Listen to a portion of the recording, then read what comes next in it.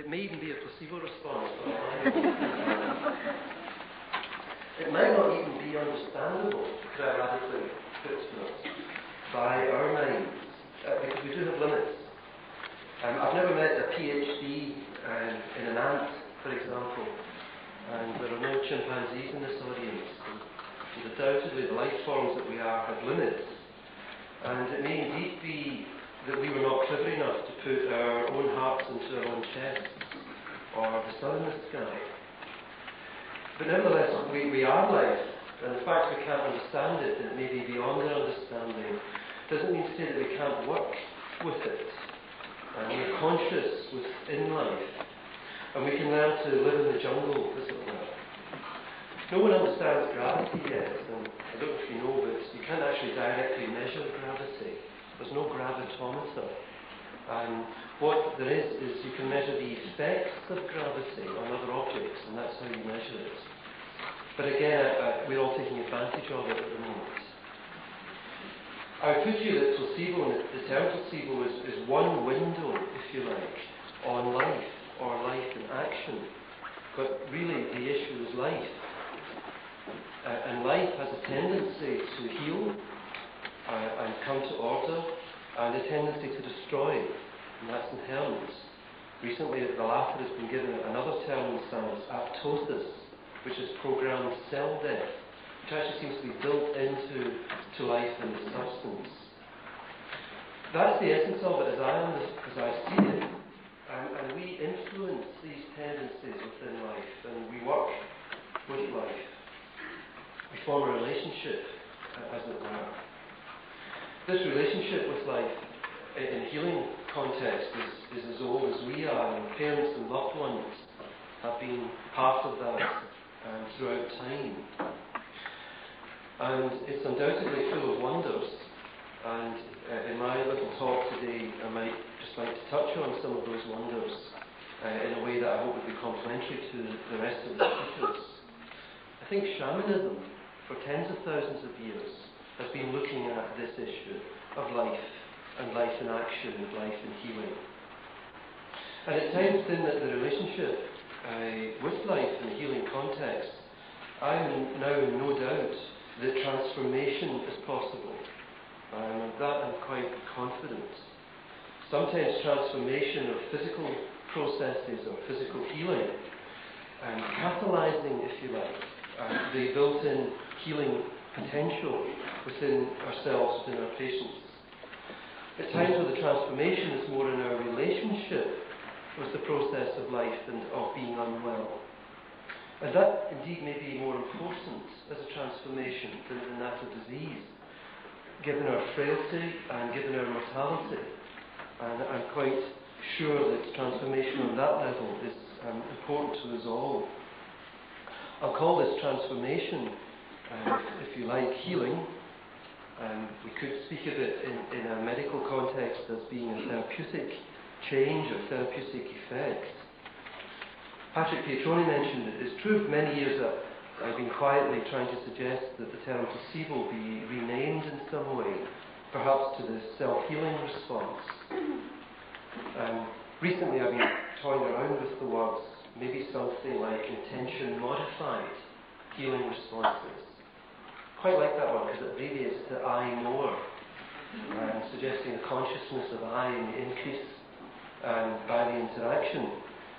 And of course that can then also interact with specific therapies and the specific effects.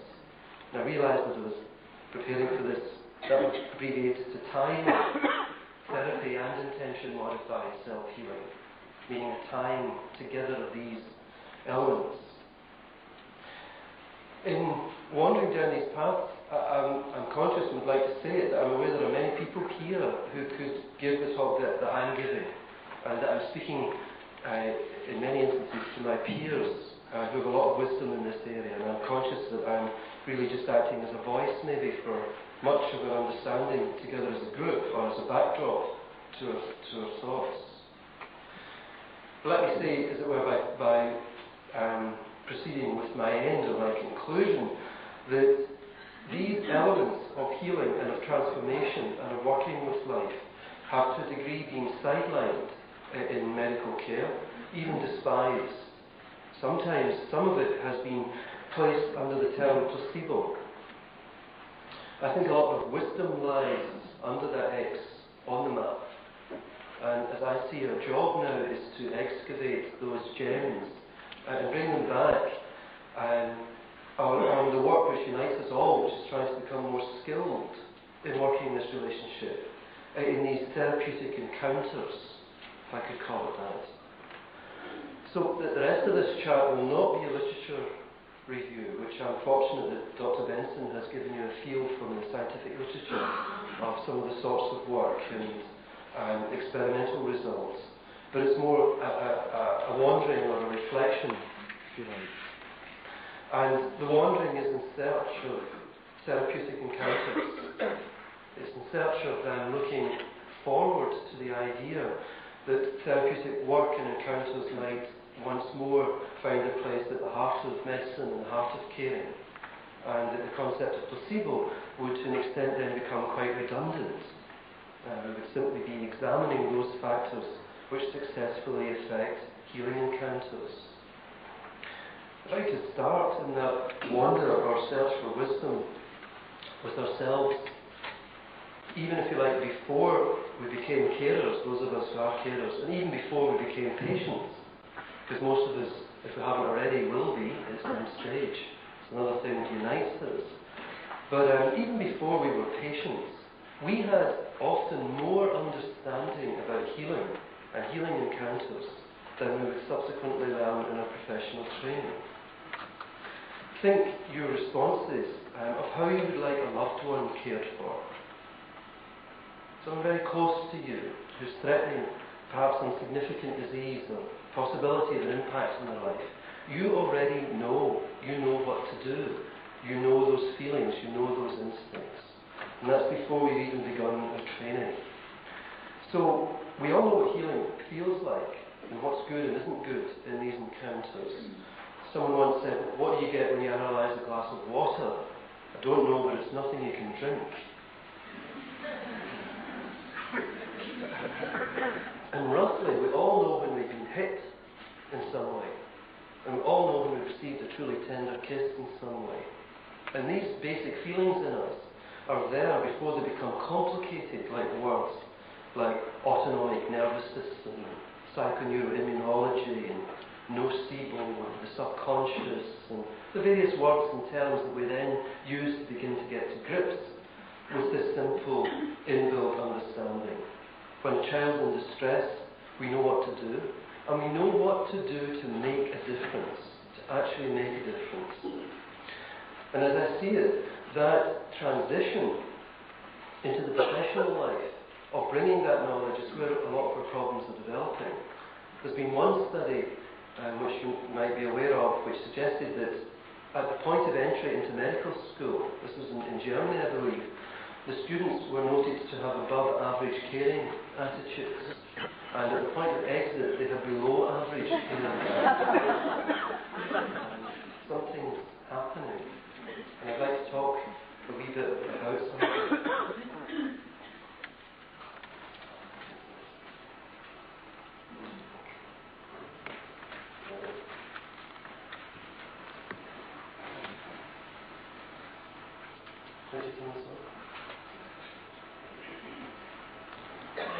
Can I have the technician, please? The slide's not working. How to drift away from this basic understanding was when we met our first patient. Because for many of us, our first patient was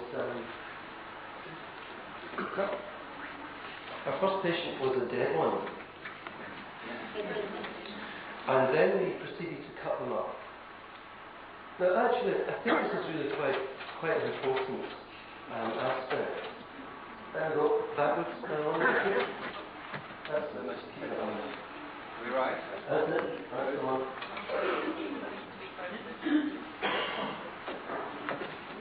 Excellent. Because these snowflakes are, without a PhD in physics, we can see that they're different. And they're individual. As you may recall, every snowflake that's ever existed is individual. And yet, biochemically, they're all the same. They're identical biochemically. If we gave them to a chemist for analysis, they'd all be exactly the same, much as if we took most of our bodies and took them down to their basic chemical components. But this individuality in nature and the paradox of sameness and individuality is, I think, something that then begins to get brutalized in our inductions into our healing work, and we lose it.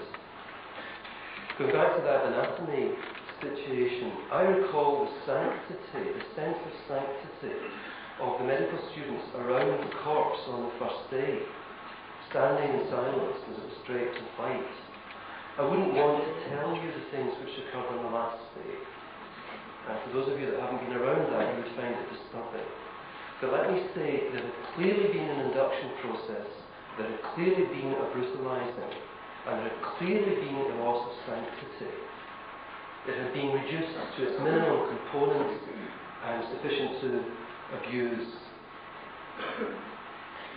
Then we continue in our training. And we must be just a bit forward on this. A range of numbers that's necessary. Okay. And we learn our wisdom. And one of our wisdom that really begins to develop very quickly, we understand that our job is to stop things happening. I'd like to look at this slide with a fresh eye, if you would. This is a major drug company's vision to take our future development of our medicine. And 5 marks for anyone that can spot a common theme.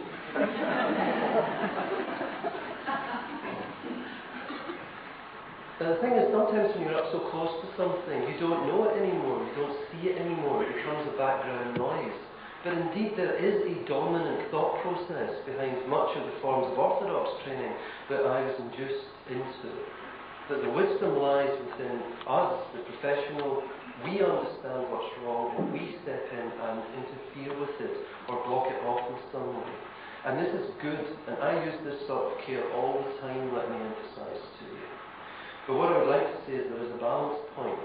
There is a slide that could, with every word on it, begin with pro, for example, which could be something to do with bringing out the potential inherent in living organisms and within human beings, and stimulating and encouraging that potential. And I think some of that wisdom is again buried under the term placebo. As I sought my own wisdom and journey in this, I had many inspirations to thank for.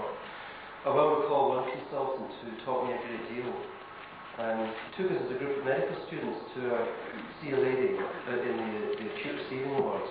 We marched up to the bed.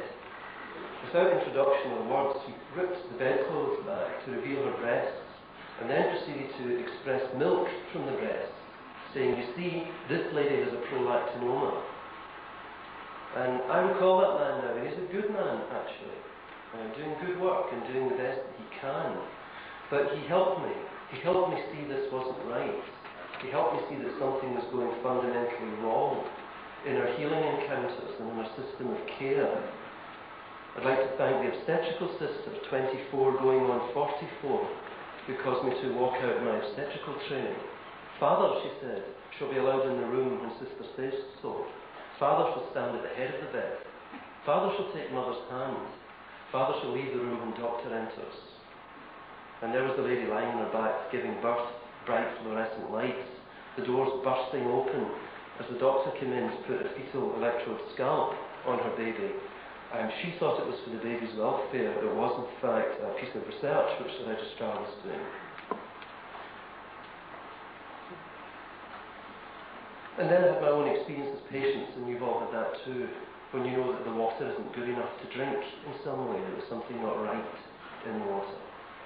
And I won't give you my personal story unless you insist at some point.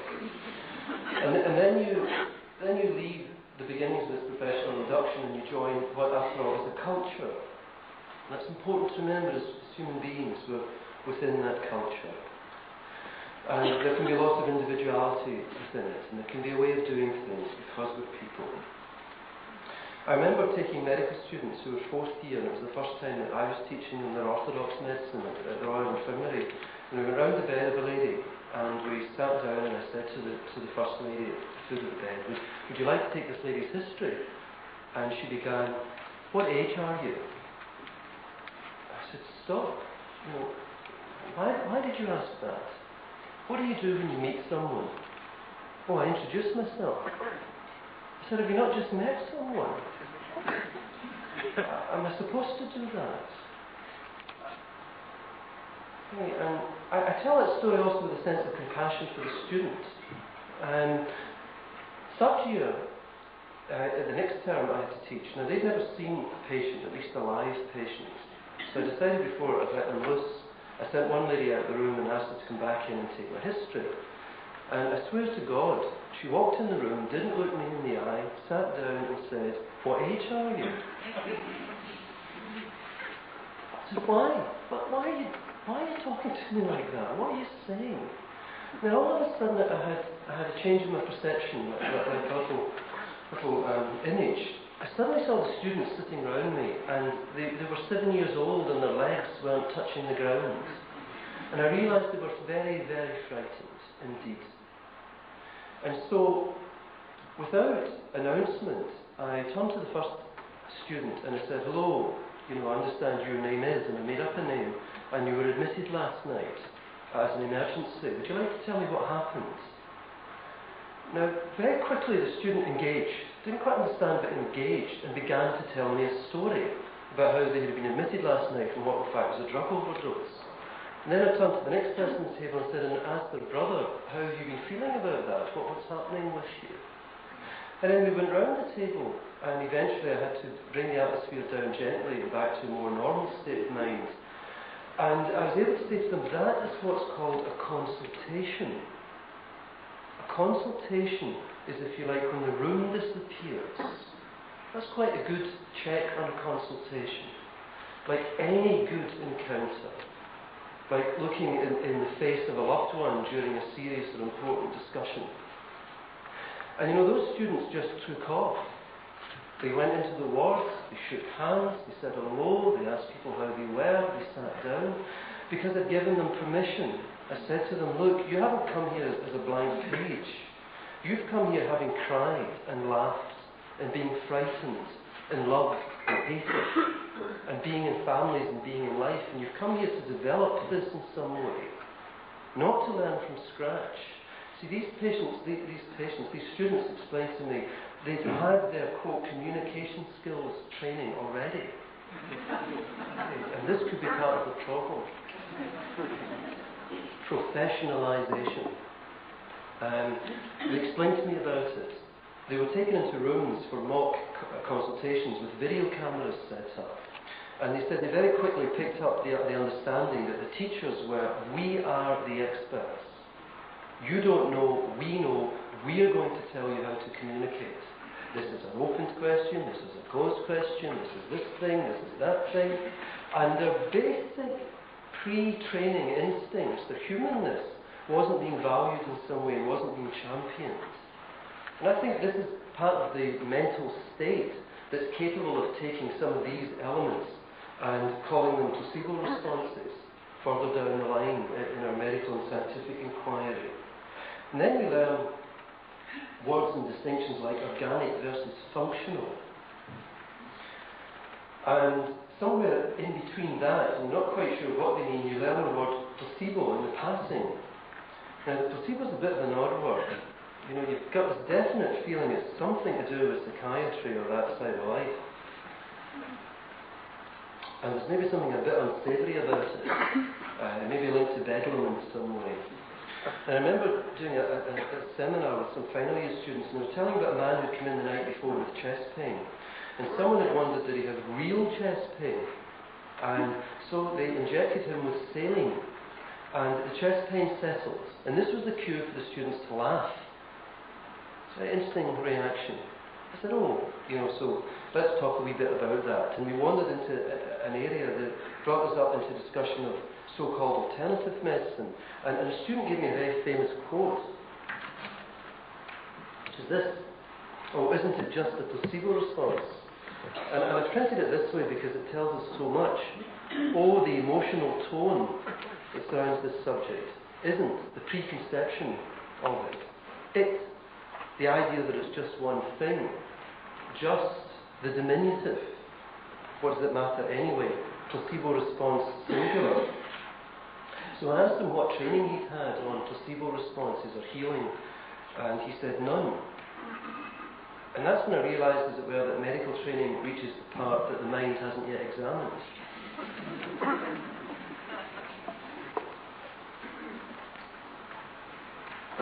But it's interesting because it turns out that medical students have probably played this remote has died in the batteries have gone. By the way, I'm maybe more responsive to placebo than average people. That's it. And the next one again. And then, thank you. Oops, wrong way. And one more forward. That's it. Don't know if you know where the background came from. The Lancet in the mid-1970s, a study of 300 medical students given placebos, which are psychotropic mind-altering drugs. Some were downers and some were uppers. About 50% of the students showed clear psychological changes and 60% showed physical changes. And they correctly identified the red tablets as the stimulants and the blue tablets as the depressants. The interesting thing is that every tablet was a placebo in all 300 instances. Now, sometimes I mean that the microcosm manufacturing the macrocosm, as they say, even within that tiny slide and that tiny story lies something I think very important lessons. That our whole healing systems can be activated by the subtlety of symbolism or just colour, for example. And there are endless such stories in the placebo literature of these effects. The other interesting dilemma about this organic versus functional, this mind-body distinction, which is so inherent in our training, I think is enough to make you blush. And I choose my example carefully. I think blushing is quite important, actually. Because again, without an MBCHD, or perhaps better if you haven't got one, you realise that blushing reflects the unity of our mind and body experience. Yes, and we could take thermograms and neurotransmitter characteristic profiles, and you could lab it up in all sorts of ways. But there is changes in neurochemical, hormones, blood flow occurring in a moment, and why? Because of our inner world, because of our feelings. And this closeness, this intimacy there that lies there is actually inherently obvious to us if we just step back a little and reflected on it. And it's as important as one can imagine, really. I believe it impacts on often whether we'll get unwell and to what degree we might recover from it. And it also is the main aspect of therapeutic encounters and territories, is working that interface and that gap between our inner and our outer worlds, between our conscious and our subconscious, and between the effects of that on our physical system. But then we meet. Now we're heading off and we're more mature as carers, and we meet what we meet, and we act in peer-determined ways. Perhaps the principal driving force in care is peer determination. And after a while it becomes pretty automatic, a bit like driving. And if it wasn't in the curriculum, it's definitely not true. And if it's not in the sacred text of the Lancet and BMJ, it most certainly isn't true. It gets easier when you realise that medicine and religion came from the same root, and that these Bibles are the high altars on which the sacrifices of truth are placed, so long as they've been carried out in certain ritualistic forms of incantation, introduction, methods, results, conclusions, with special magical symbols in them. One of them is P. It's a strange little symbol, which people thought stood for probability, but actually stands for publication. And so we head off into that world with its attitudes, and it's difficult, particularly if we meet others, another monkey tribe in the jungle, another set of carers from an entire other culture who act differently. Don't intermingle, and for God's sake, don't breed with them. Think of the children. In fact, since we don't quite understand what we're doing, let's burn them. And since we don't know the mechanisms, let's burn them good. Do you know it's only been 104 years since the last witch was burned. Actually, we should be kind on ourselves. It's a very slowly evolving understanding as a human culture. That was in Switzerland. Can I have the next slide, please? This is the ward round at the home. Oh no, this is just to suggest reflex activity at the time I just described. And there's a paradox there, because I think the very parts of us which understand and respond to that symbolism are probably the same parts being moved within the healing encounter. Have the next one. Yeah, so here's the ward round at the homeopathic hospital. The headache's still there, Dr. Riley. Maybe I could just have an aspirin. And I think there's certainly been a fear of some of these things, which has again marginalised some of the things I'm discussing under the term placebo. And I'll return to magic later and try and show you some examples of magic in action. But back to things as usual in our medical world. Therapeutically, the last few decades, things are going pretty good. Making good progress, getting there, except for that damn placebo and its annoying effects.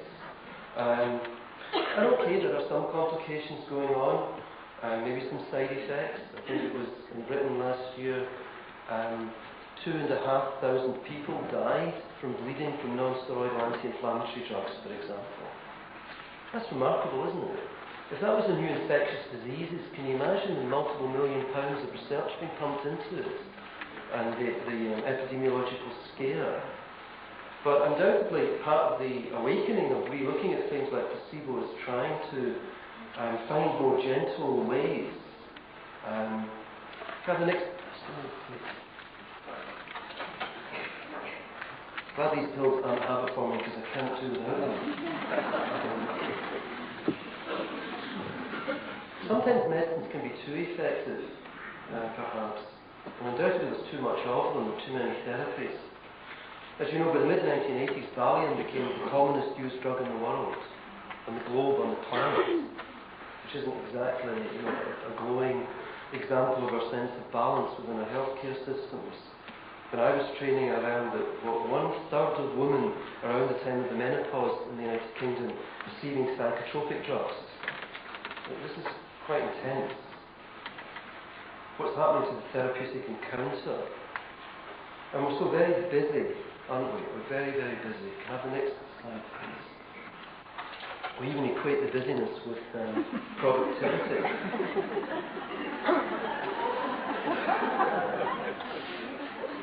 So it gives us more time to get down and publish some papers on the placebo response. We have a nurse working in our hospital actually who's been criticised by her peers for not working enough.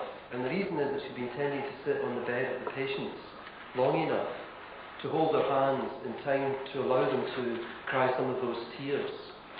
But she's not implementing the nurse practice standard and audit forms efficiently enough. There's certainly something fundamentally going wrong in terms of our encounters here. Have the next picture. This is still experimental, Doctor.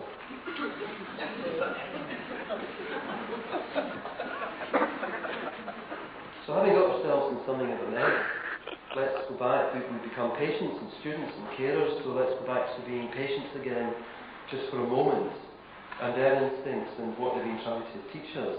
A bit like the way dogs eat grass when they're unwell. There's something very ancient, very basic, very instinctive in people who are unwell, who know whether the water's good or bad, as I mentioned at the beginning. And some of the stories that I've been hearing for over a decade from my patients are, well, there's 7-minute appointments and the doctor's so busy. Have you ever heard of reverse parenting? There it is. I see a different doctor at every visit each time I go to the hospital. My name's on the prescription pad before I've sat down in the seat. Do you really need to give me drugs, doctor? Is there not something else? They only wanted to know about a bit of me, and I'm going around various specialists. And, forgive me if I'm being very simple in these things, but is it not sometimes these fundamental basic aspects that we need to pay more attention to in order to make what we're doing more effective, rather than actually massive breakthroughs of some type or new fundamental scientific discoveries?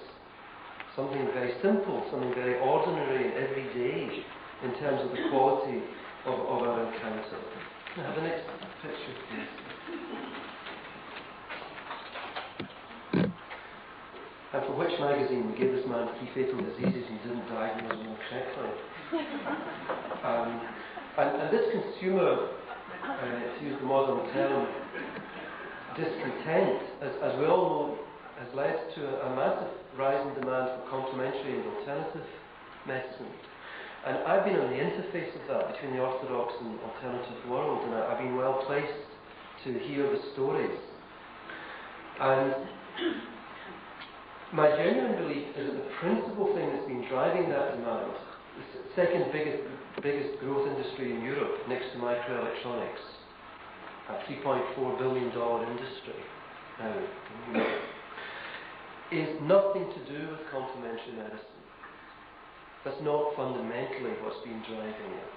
It's to do with a heartfelt cry of trying to find some good water, some basic situations that could be summed up, if you like, of good healing encounters, good safe therapy, in a good safe therapeutic environment, from a good safe and wise carer and healer. This, as I experience it constantly day in, day out, is in a way what people were most looking for. And yes, it's good to have lots of tools in the toolbox. And it's good to have non-toxic tools first, definitely, and gentle tools first, keeping the stronger medicine as second line therapy. But really the issue isn't about the tools or the toolbox. The issue is something to do with the encounter. Michelangelo, if you recall, said that it was just a question of letting the statue out of the piece of stone, which was already there. So the issue wasn't the tools which brings the statue out. The tools are the vehicle of the intention in some way, which brings out the situation. I work in the pain relief clinic at the Royal Infirmary, and I've been in the challenging position for a number of years there of seeing the patients after they failed in the pain relief clinic. So it's been a tough group of patients, but one of the commonest things to emerge is people who've not had their story listened to. Quite definitely. It's a very simple thing, but they've been to this carer and that carer, and they've had x-rayed and rubbed and cut, and acupuncture needles put in it, yes, and aromatherapy oil rubbed on it, and TENS machines, and painkillers, etc., etc. But to actually talk about themselves, the events of their life which preceded it, and the impact on their self-esteem, to learn something about caring, coping for themselves, getting back on top of the problem, restoring some quality of life, bringing understanding to the change in themselves. This is often not occurring well enough. So I think, going back now to carers, we need to start to think again. Could I have the next slide? The homeopath and acupuncturist can't help doctors, so in desperation I've come to you. And the circle is beginning to close to some extent. And can I have the next slide, please?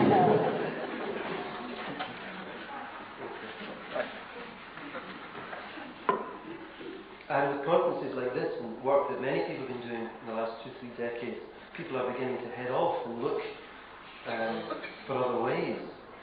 One of those ways that I've been personally involved with is the postgraduate courses in homeopathy that we've been running in Glasgow.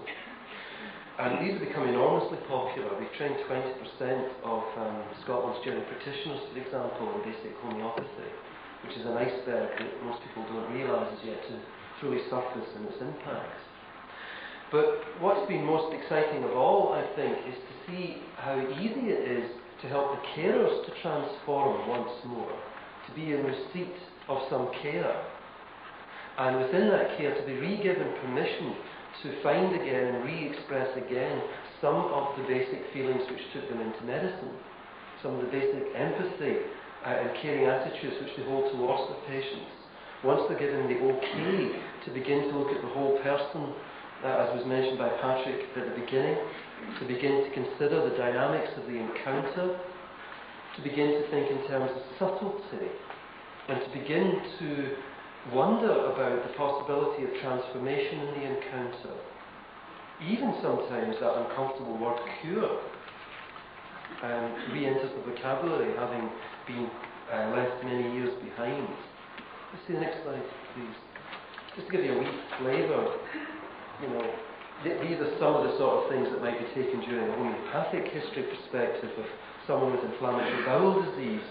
But there's the carer asking about, and more importantly, listening to other elements of this person's general well-being and body function, temperature regulation, food cravings, aversions, reactions to the weather, changes in mental content, brain function, these disturbances.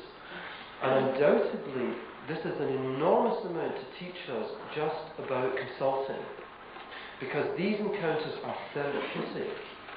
And we need to begin to think of therapeutic history-taking, the actual act of history-taking being an act of therapy, not a diagnostic act, but a therapeutic act with intention and focus and respect and listening and wonder present. And often actually without us knowing what to do, back to what I was saying about not understanding life, without us exactly knowing how intellectually, these simple elements of compassion and attention will bring about transformation and bring out the person's own wisdom in some way. There's many other lessons to learn. I think I have another picture. Next one, we can skip that. Stamp collecting is his only pleasure in life, I make sure of that. One of the interesting things in some of these other systems of care and aspects of orthodox care is working with what is, as opposed to too much explanation and too much theory. One of the things that I learned when I wandered down the complementary medical avenues was just a respect for what is in the patient and in the patient's life and circumstances. The next picture, please. I also mentioned subtlety. It's true that some encounters, like the penicillin and surgery we heard of, are not subtle. And that's good, and it's great to have those things. We've also heard that even those very strong interventions, the difference between life and death can still rest with the belief of the patient and the circumstances of the encounter. But most of life is more subtle than that. This is the Atlas moth. It communicates with its mate through pheromones, airborne hormones. And it's so sensitive that if we put it in human terms, it would be like being in London and getting a sniff of your lover in Glasgow, for example. Life is enormously subtle and sensitive, much more subtle and sensitive than modern day medicine. And I'm sure as we all have thought, 200 or 300 years from now, I think we'll look back on the dark ages of medicine and on the brutality of much of our current interventions. Trying to return back to basics is what I'm talking about, as good old John Major would say, and let's hope I have more success than him.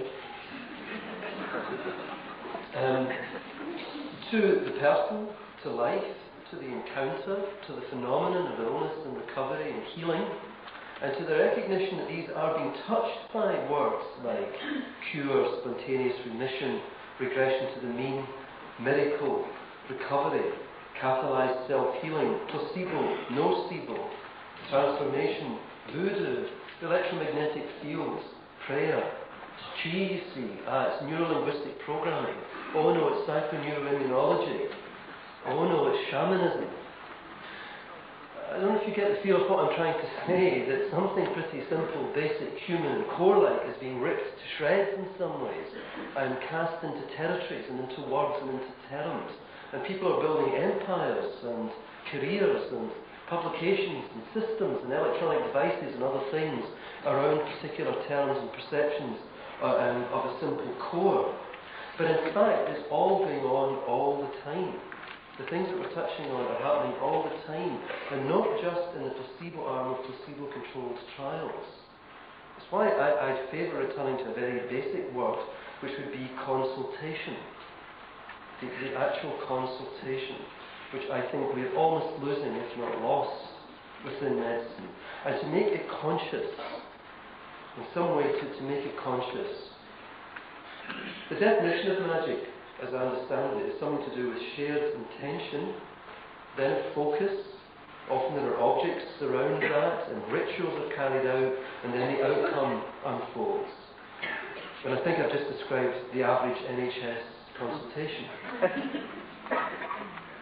Whether the object's the prescription pad or the stethoscope, and whether the temple is the modern hospital with white-coated priests in it, it's happening all the time. And if we're not aware of it happening all the time, then we are unwittingly doing damage all the time.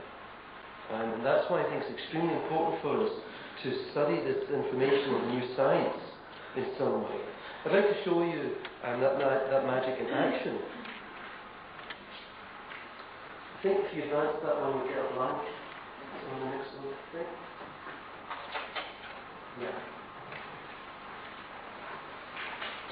Just to wonder together about these phenomena. This is something that some of you have seen before. This is 4 individual patients, 1 graph each. And this is in the context. This is in the context of a double-blind, placebo-controlled study. I think everyone will know what that is by now. People are receiving dummy medicine or real medicine, and neither the patient nor the carer knows which is which.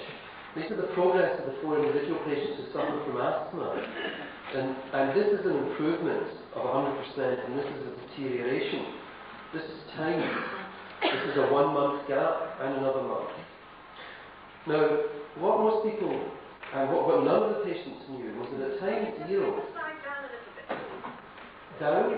So we can see from the back. No, the other way. That way? Thank you. Okay, thank you. That at this point, the patients receive a single blinded placebo.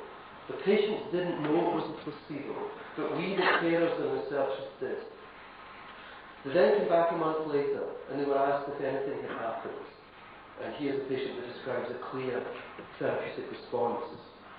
At this point, they receive either a placebo for a second time, or an active medicine.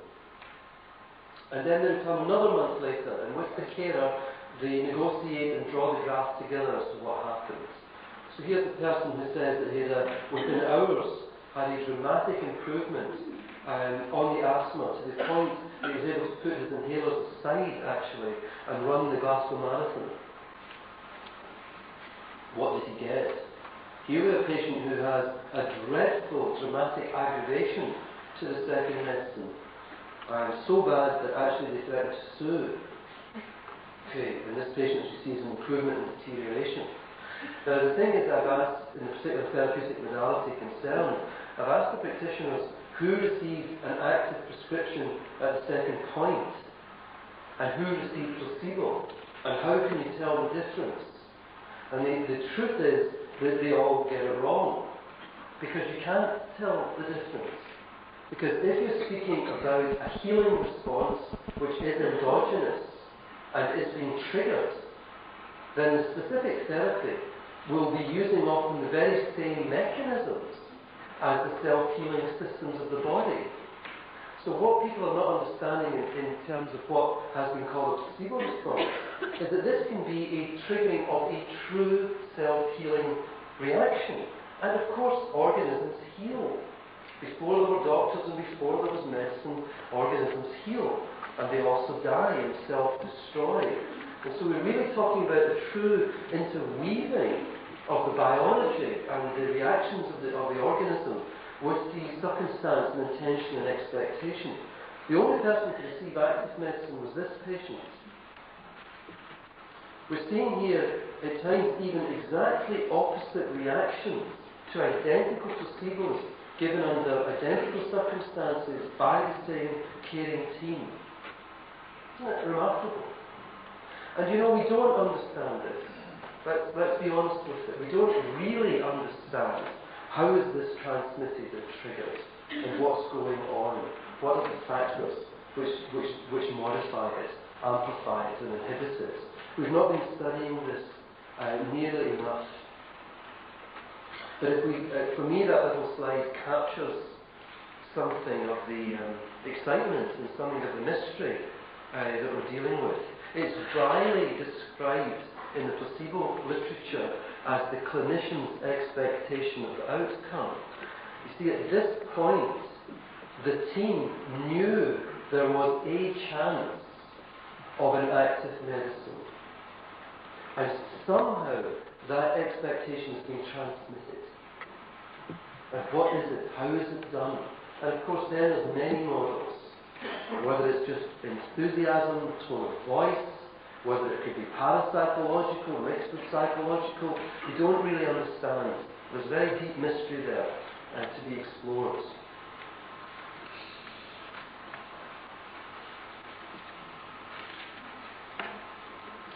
I'd like, in the final part of this chat, just to turn to mentioning patients and the care of individual patients in the context of the search for therapeutic encounters, and say something about my own journey on that. One of the things that's bizarrely ignored in the placebo debate is hypnosis and the hypnotherapeutic literature. It's quite remarkable to me that it's not brought up front and sat centre stage, even almost as if the concepts are separate. To my perception, they're not. To my perception, they are mixing and mingling very intimately indeed. And there is a whole replete literature on the question of consciously applied intention and consciously modified intention and what it does in healing.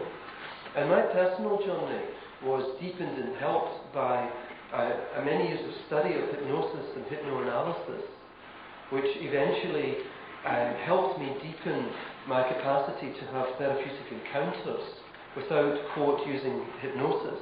But I commend to you the thought that it is an illusion that the term placebo and hypnosis are somehow in separate territories or separate places, and that it's an illusion that either of those are somehow separate from the human qualities of encounter and good medicine, as I've been trying to emphasize to you. When I first began to study hypnoanalysis, I had some interesting and dramatic times.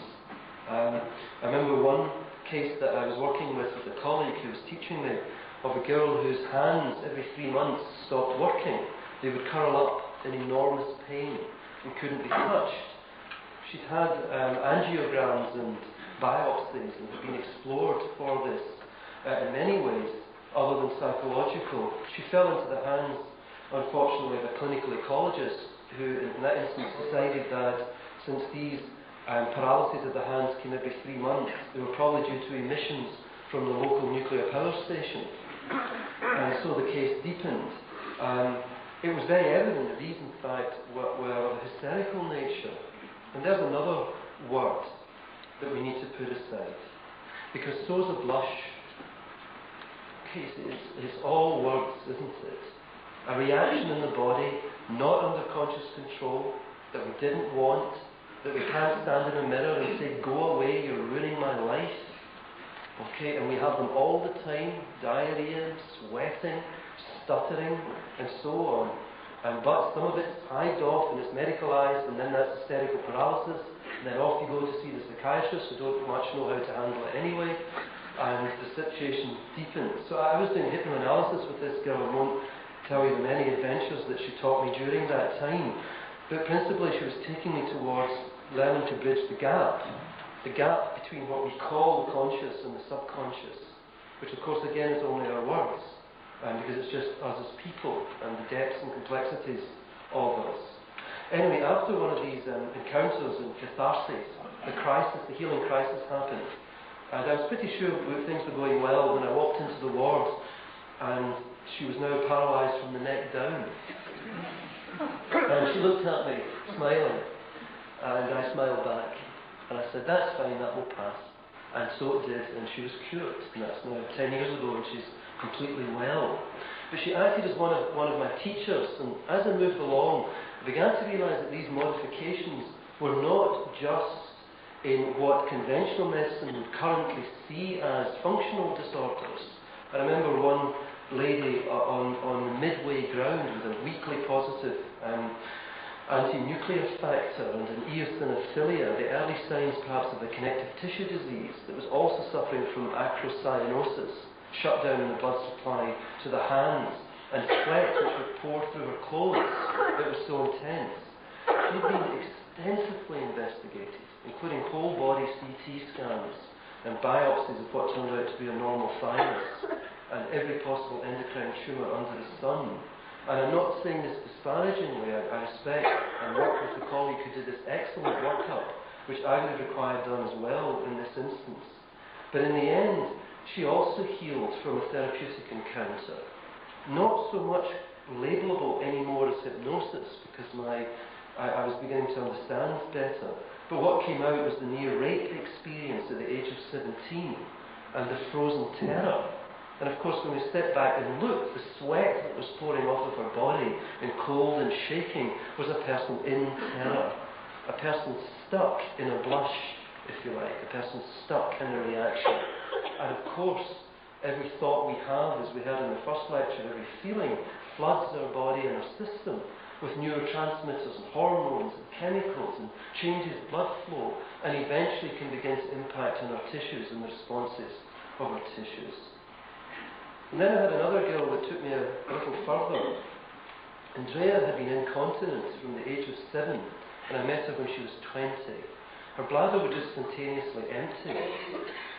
She'd had many good and genuine attempts to help her, but she was holding the appointment card at the time that we met to have her bladder removed in desperation. We had a meeting. During the meeting, which was a human meeting of the type you might begin to sense now that I'm exploring, she had a spontaneous memory. She suddenly remembered a man running around looking in the toilet windows when she was 7. She was a very strong girl, and she was quite convinced that this memory would be the healing of it. But something instinctively was coming to me then that I now begin to understand better, which is a question of timing and the passage of time in healing work. And I said, it could be, let's see what happens. Come back and see me if you would like. A year later she came back, still with the same problem, saying that she was still convinced there was something inside, but she didn't know what to do. I suggested hypnosis, and she said no, she was terrified of hypnosis. She couldn't possibly do that. So I was a bit stuck now. And as you will when you're challenged, maybe that's the point you can move a wee bit. And I suddenly said, tell me, do you ever daydream? Oh yes, all the time, she said. So well, let's daydream together. So with eyes open, we began to daydream, and she wandered through certain avenues which neither she nor I yet logically understand, I might say. When we finished that daydream, she had 24 hours of a sudden and dramatic aggravation and intensification of her problem, and then she cured 100%. The bladder began to work again. And this lady had had cystometrograms under general anaesthetic, when you put the dye in the bladder to see if it will contract. This had been done 3 times, twice without the general anaesthetic and one with. And even under the general anaesthetic, things didn't move. So we must be dealing with things sometimes see that as deep into our systems as our very reflexes of self-protection, of life and death. Maybe as intimately linked as our breathing and the movement of our hearts. And that we keep ourselves guarded and defended there whenever we think we must, and so we should, bridging the gap. I'd like to tell you about one last patient,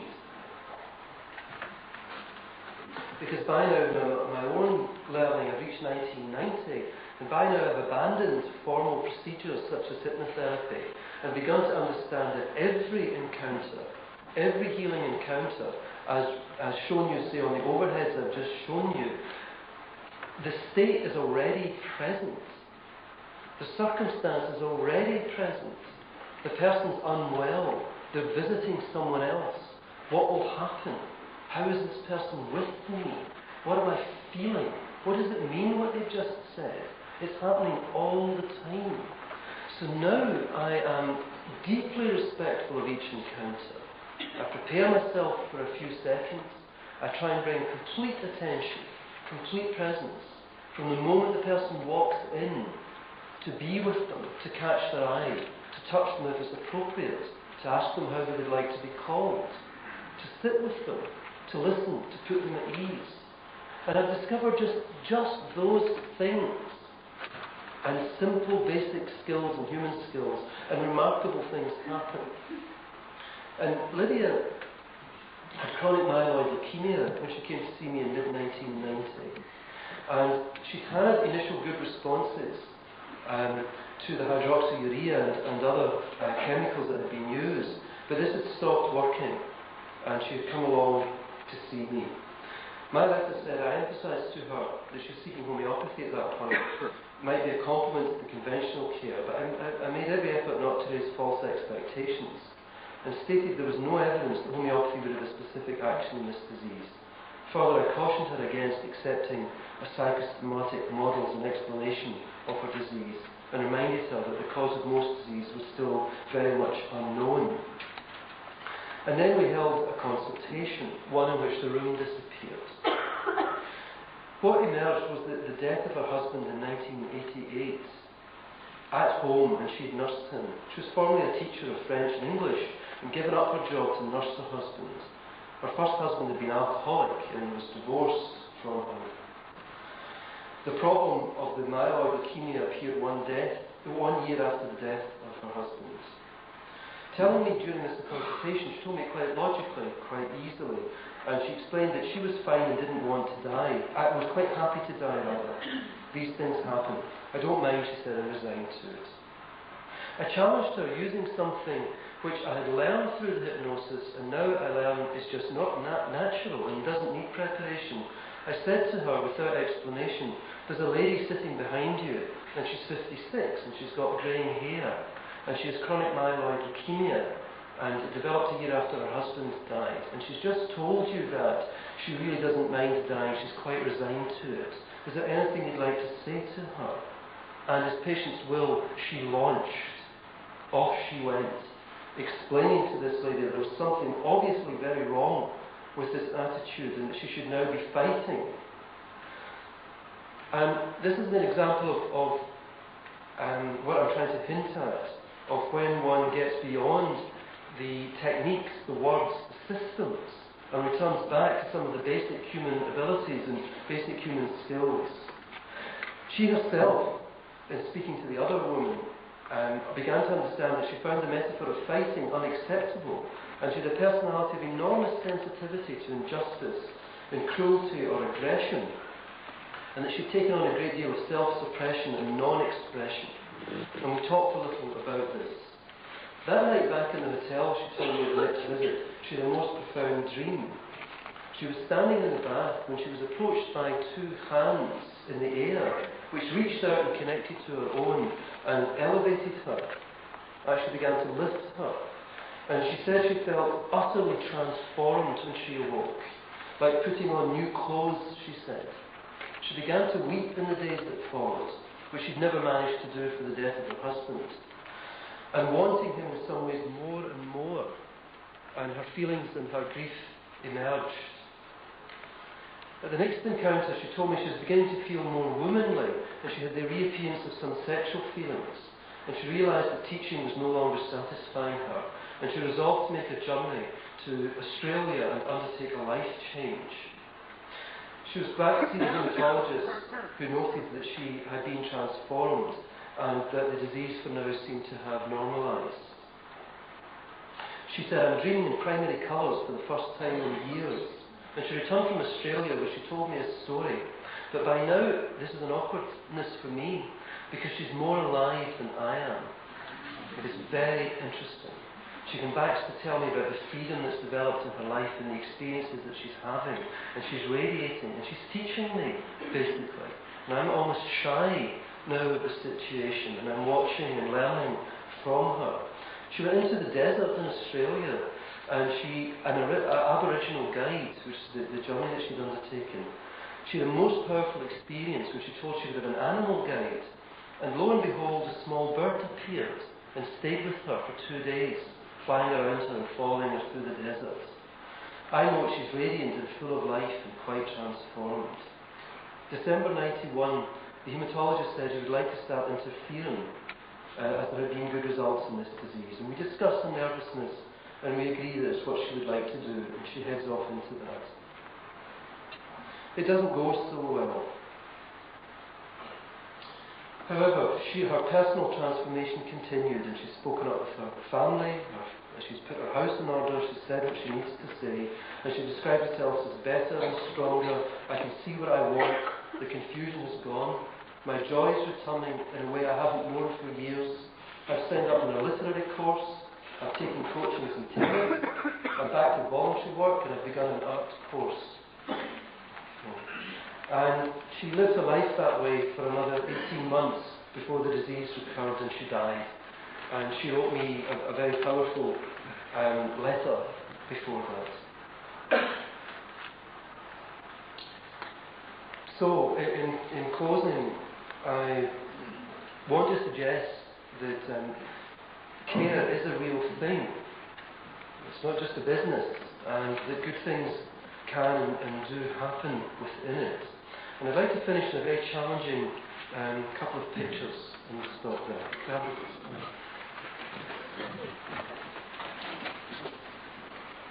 Okay.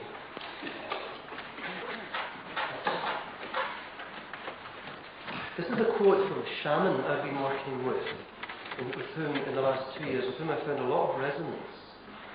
It's quite simple but quite profound quote.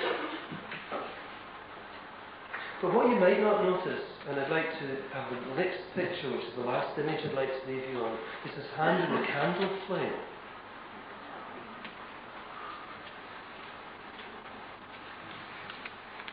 Now, I've watched this now maybe 12 times. I've watched this man prepare and then place his hand in the candle flame for many minutes in his preparation for the healing encounters he then has with people. And at first, my mind clicked in, and sure, I found all sorts of busyness in my brain. Altered states, theta waves, this is hypnosis, this is this, this is that. And then it began to soften a wee bit after seeing it quite a few times, to begin to say, well, that wouldn't stop fire burning. And then I noticed, and it's not in the picture, that he sometimes holds a rose in his hand and places that in the flame, and it doesn't burn either. And I'm just going to, I don't know what this is, and I'd like to leave you with the idea that there are indeed perhaps quite profound unknown depths still to be explored in healing work. Thank you very much.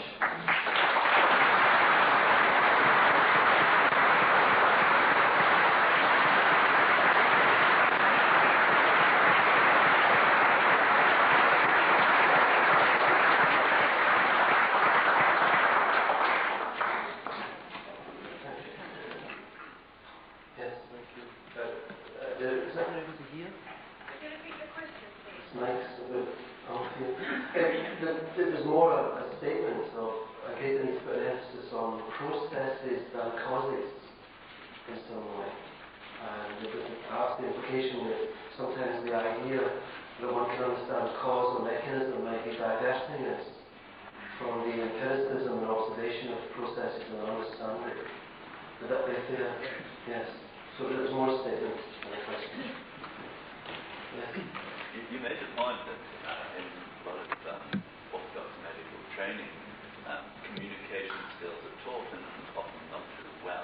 And analysing the communication skills, you can sometimes lose a great deal, lose a lot of the subtlety as you have it. I was wondering whether you thought that the sort of therapeutic consultation that you have in mind could be taught, and if so, how? The question is, first of all, the statement echoing some things I said, that the process of therapeutic skills training might actually sometimes diminish some of the basic abilities. And how might the process of therapeutic consulting be taught? And can it be taught?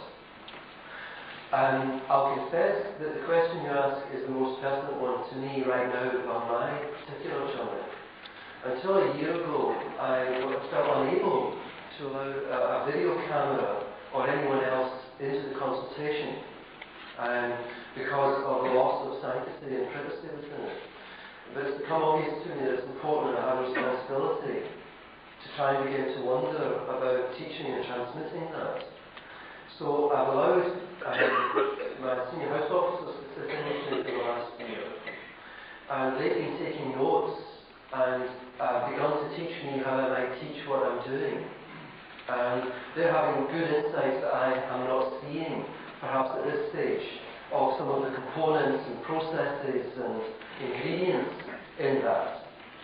And in fact, in the workshop that I'm doing, I have the first 2 pages, a little draft from the senior house officers, reflection on what I do. But I think that I can say to you, yes, it can be taught. Much of it is by seeing it and feeling it and realizing the simplicity of it, the absolute naturalness of it, and in a sense receiving permission to become yourself, to become more yourself, to be more relaxed and more present in the situation. But I think, it's funny you should ask, but the last week I've been reflecting and realising that probably my next job, my next desire, is to begin to wonder if I could put down on paper some of these things or offer some teaching on them. So I don't really have the answer to your question yet. Yeah. Great thing for us to talk to. What I am very interested in is that you're dealing with a placebo response, or whatever I call it, very much as a two-way thing, because I think our idea of the placebo response always gives you involved with seed somewhere. Do you see the placebo response as our tendency either on the part of the clinician or on the part of the patient? Yes, the question is recognition that the placebo idea is actually a two-way idea, and there's the idea of deceit or lack of honesty in the circumstance is something to be considered. Yes, that's why I do think we may be unable to, and maybe we shouldn't, in a sense, revive the term placebo. Maybe we need to talk about healing responses and self-healing responses and self-destructive responses, and legitimise the study, both as patients and as carers, of the things which enhance that, or may inhibit it. And one thing that sure as hell inhibits it is deceit. And sadly, I haven't got effective enough in talking about this subject yet. And sometimes in earlier attempts to talk about it with conventional medical audiences, some have misunderstood what I'm saying to think, let's go out and use placebos, which is the exact opposite, I hope, of what I'm trying to say. That I don't believe as a carer and as a patient you should be involved in a healing encounter unless you're safe and comfortable and authentic and genuinely believe in what you're doing. And that's where our science and our training and our discipline is so important and really does come into it. We have to hunt down self-illusion. We have to hunt down woolly thinking. We have to hunt down the idea that it really doesn't matter and it's all just good enough anyway. And let's all just get together and do healing work. So that we can bring ourselves to a point of complete honesty in the encounter.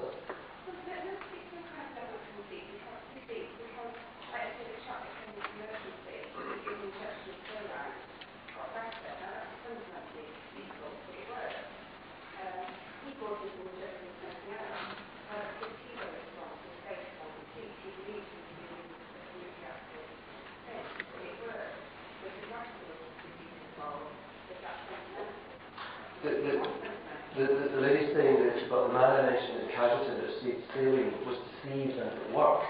So does it really matter? For me, yes, it matters deeply. Because that man's problem was not resolved by any means. His understanding wasn't deepened. In fact, his problem was probably deepened. His relationship with his carers was disturbed. And I wouldn't feel good about the likely next event of when that man gets unwell the next time around.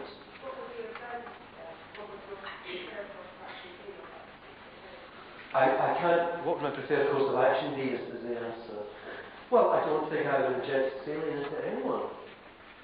No. I could have been with them and done whatever came naturally under the circumstance to help him understand, to bring his anxiety down, to do what needs done. Right, the back row now. Yeah, your case of the woman with the bladder complaint Yes. that you daydreamed with was very interesting to me because it seems to suggest that somehow the conflict or the experience which had previously gone into the symptoms got symbolised in the dreams.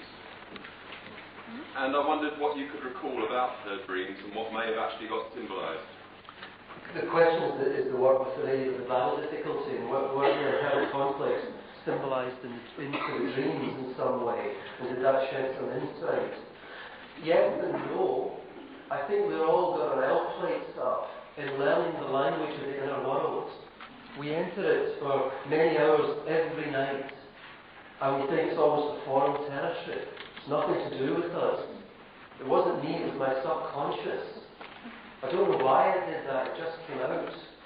You know, and as a culture we're living in a moment where that gap is quite enormous. I imagine that before there was consciousness, even in evolutionary terms, but much of our interaction with the environment is of course through our senses, through vision, and through smell, and through touch, and through image, and through the recalling of those images.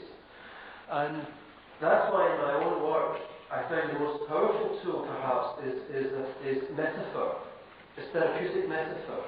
I'm accepting that metaphor and myth are the same as dreams. And they're accessible to us all the time, and they touch us and activate us. You know, a story told at the right moment, it can be very, very healing. One that touched me and that I like to tell my patients is, did you hear that about the Chinese tomb that was discovered about 19 years ago? They found some seeds in the tomb, and they were approximately 2,500 years old, these seeds. And they planted them, and my goodness, they actually germinated. And they grew into a magnolia tree. And 18 months ago, I saw this story again in the media because the tree had flowered after all that wait.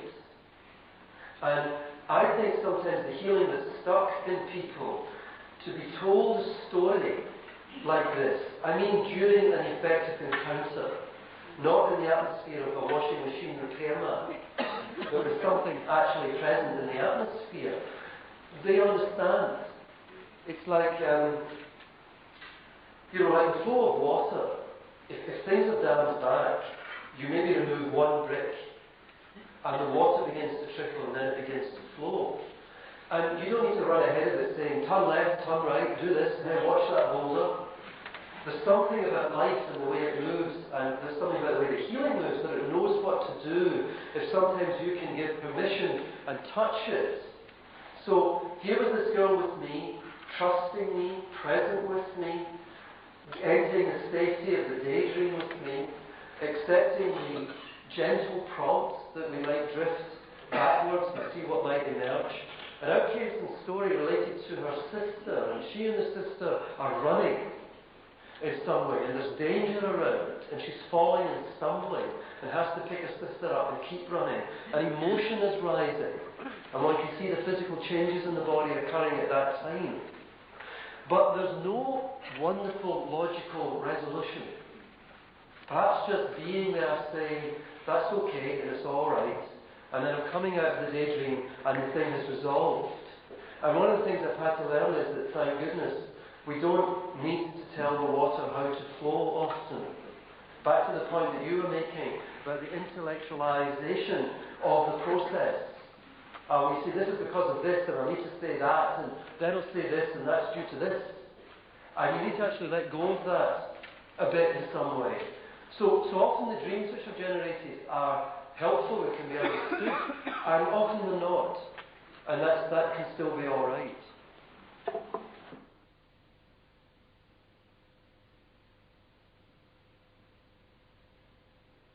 An excellent place to end. We'll be back here at 9:15 tomorrow.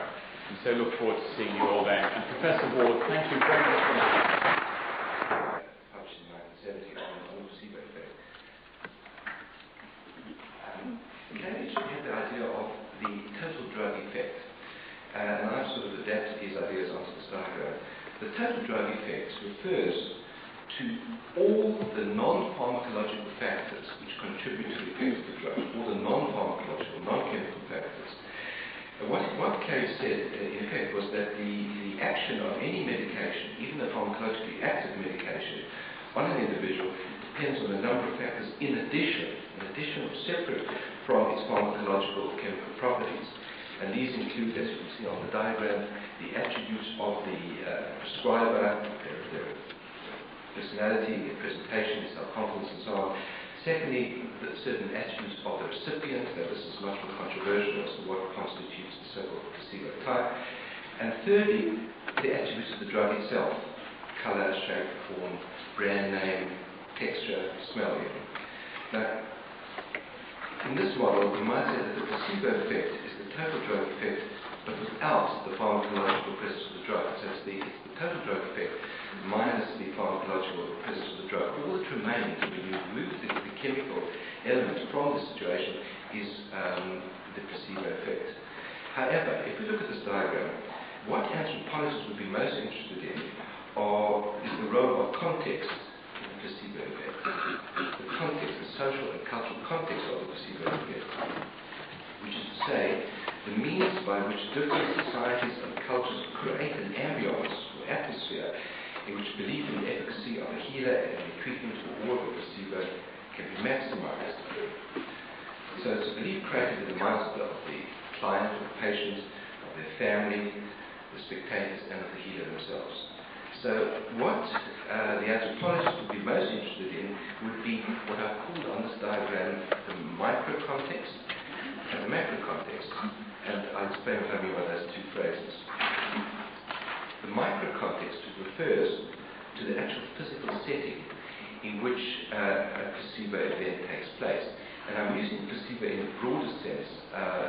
Described or defined in one paper, I think it was by Benson and McKelly, as any pill, potion, or procedure. So we're not only talking about tablets or chemicals which mimic that of so-called real pharmacological actions. We're talking also about any procedure, any healing event which has what we recognize as a placebo event, which can largely be attributed to the power of belief, whatever that means.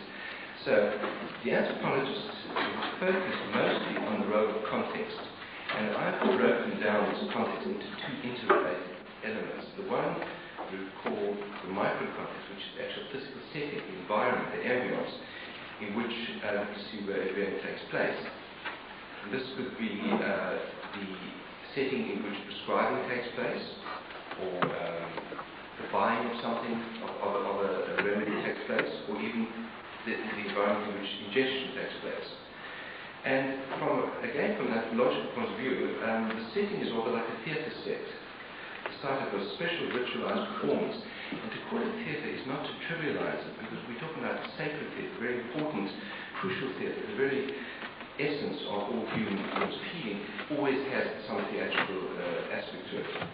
Now the setting, what I called, once we better phrase in micro context, may be a clinic, a GP surgery, a hospital ward, but also, and we have to include this from an overview, a shrine, a temple, a tomb of a holy saint, a church, a sacred place of pilgrimage, the room of a traditional healer, and so on. For example, in many Arab countries, people with mental or physical illness would visit the tomb of a famous sheikh or religious healer, or the homes of traditional healers, in order, in some cases, to obtain amulets containing holy texts, or even to undergo rituals which involve drinking and washing in water that has been washed with Quranic verses.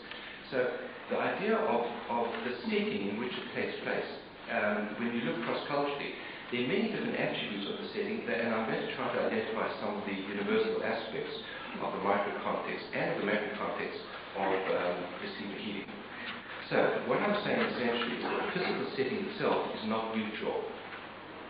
It also contributes in some subtle way to the totality of the placebo response. And I'd like to give a number of examples of such settings. One from history, first of all. A famous practitioner of the placebo art in the 18th century was Friedrich Anton Mesmer, after whom mesmerism was named. And Mesmer believed that the universe was dominated by magnetic forces, whose disturbance was the sole cause of all disease. And I'd like to read you a description of the microcontext of the placebo environment in which Mesmer created. In a large room, well supplied with mirrors, flowers, stained glass, and incense, sufferers were put into a receptive frame of mind by soft music. In the center was a tub filled with iron filings, from which protruded rods. Round this, the patients sat in silent circles, holding either the ends of rods or each other's hands. At the critical moment, the magnetist himself came in, dressed in a silk robe and holding yet another iron rod.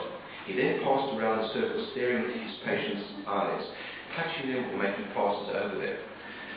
Now, obviously, again, from the perspective of history, this is charlatanism. But there is something interesting in the way that Mesmer created the environment. And if we look more contemporary at, for example, Sigmund Freud's room, the consulting room, brought from Vienna and recreated in the Freud Museum in Swiss Cottage, and you try to decode the message of Freud's furnishings, paintings, objects, and the room dominated by his desk, and instead of an altar, the sacred couch on which lay his Nalazans. And what's important in Freud's room is that the way that the shelves were lined with artifacts from ancient Rome, Greece, and Egypt. And what one could say is that these artifacts, again, are not neutral, but they transmit messages about Freud's particular interest in psychic archaeology and create an appropriate atmosphere. They set the scene, as it were, and maybe they may even have been indispensable for what he was trying to do. For, as Freud himself said, the analyst's work resembles to a great extent an archaeologist's excavation of some dwelling place that has been destroyed or buried. Take two more contemporary examples. If one enters the room of a physician, a doctor in the United States, or the dentist, what strikes me very dramatically is the way the walls of these offices are adorned with a whole series of symbolic objects, impressive diplomas, certificates, degrees, plaques, prizes, commendations, etc. Together, in virtually every American medical environment that I've ever been in, these form a public symbolic display of the healing power of medicine and of this particular representative of it. By contrast, in the UK, the displays tend to be more restrained, certainly in Harley Street, but in their own way, just as powerful. The images of Harley Street, I would say, have more to do with class, and the atmosphere of healing power is created not only by the prestigious address, but also by certain types of clothing and accents, copies of Country Life, House and Garden, Catholic and Waco. Now, all of these props, these theatrical props, are not, as I said, trivial and cannot be dismissed out of hand, because nor do they exist in a cultural vacuum. On the contrary, they are what you might call the concentrated expression or distillation of much wider belief systems, what I call the macro context. That is, of the cultural values, beliefs, and expectations of the wider society in which they occur. So, in the case of the doctor's office, the room is filled with the symbols of the magical and healing powers and success stories of medical science and technology itself. They are an intrinsic part of the whole process of healing. Now, an essential component of any healing setting are what are called by anthropologists ritual symbols.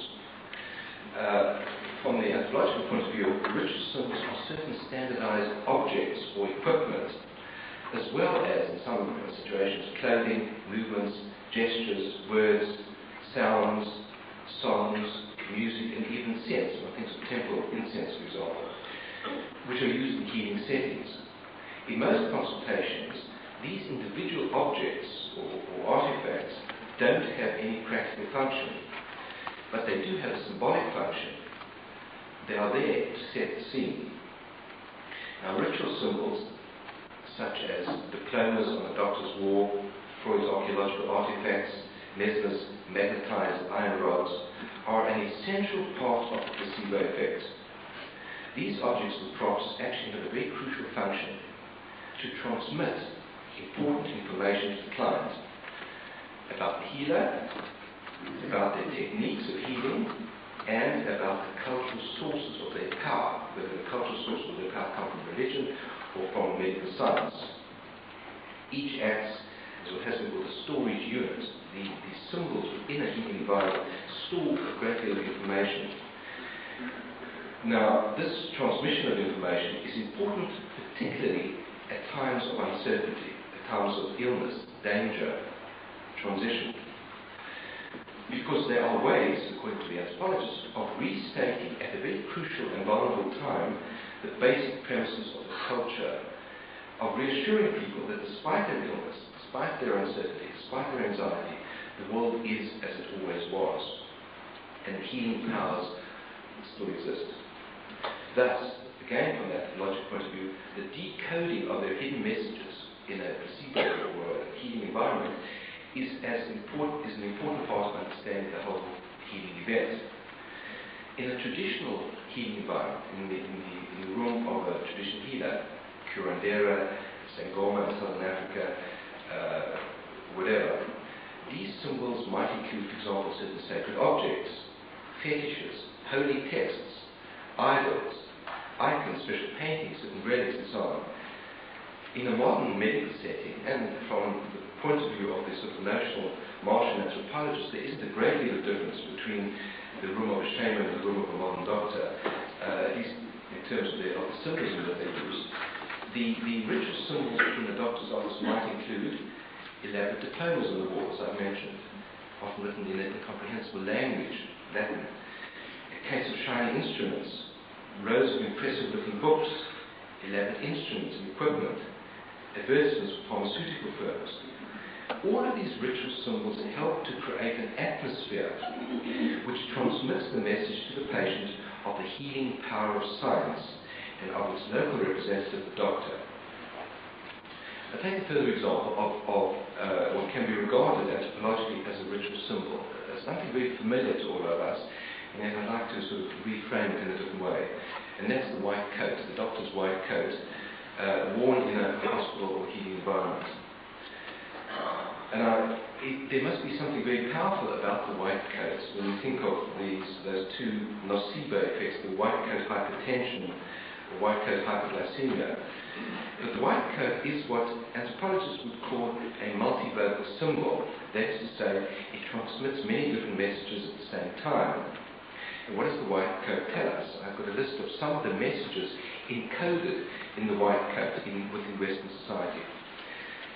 A training in medicine, a license to practice medicine, membership of the medical profession, being answerable to a professional organization, a repository of specialized and accessible knowledge, power to take a medical history, to get intimate details of patients' lives, to examine patients' bodies, to order a wide range of tests, to prescribe medication and other treatments, to make life or death decisions, to hospitalize some patients, occasionally against their will, to control those lower in the professional hierarchy, and it also signifies or signals an orientation towards caring and relief from suffering, a scientific orientation in their concepts and their techniques, confidentiality, reliability and efficiency, emotional and sexual attachment, cleanliness, respectability, high income, and familiarity with situations of illness, suffering, and death. So the white coat, rather than just a neutral object, can be seen as a signifier, as transmitting many messages. Many of the messages are transmitted at the subconscious level. As I said, all ritual symbols depend to a less or greater extent on the context. So the white coat worn by a pharmacist, or the white coat worn by a nurse, or the white coat worn in a supermarket have a very different meaning from the white coat worn in a medical environment. So what is required for the message is symbol plus context. And this is a very important component of the placebo effect.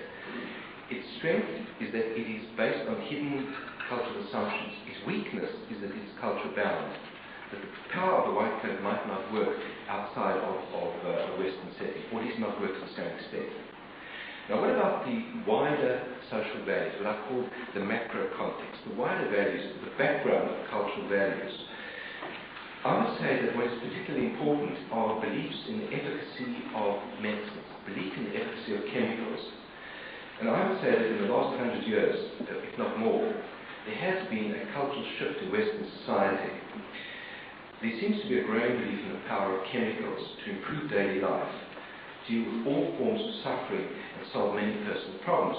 One writer said that we are gradually becoming not a utopia, but a pharmacotopia, as more and more people try to follow what he called the chemical road to success. Over many decades, there's been a steady increase in the prescribing and ingestion of a whole variety of chemicals, whether legitimate or illegitimate.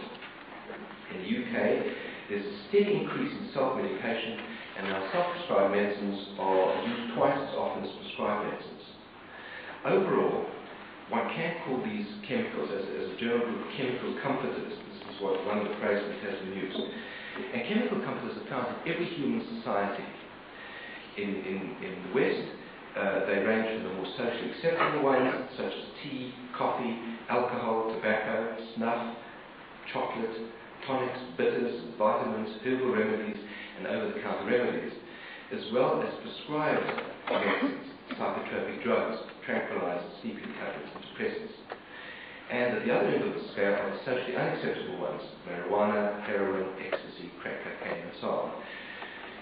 What seems to me, whether one's looking either at socially legitimate or socially illegitimate chemical comforters, is that perhaps as a result of our isolated individualistic lives, the overall cultural model in the West is one of the incomplete individual, of the person who needs to complete themselves, completing inverted commas, in order to function socially in a more successful way.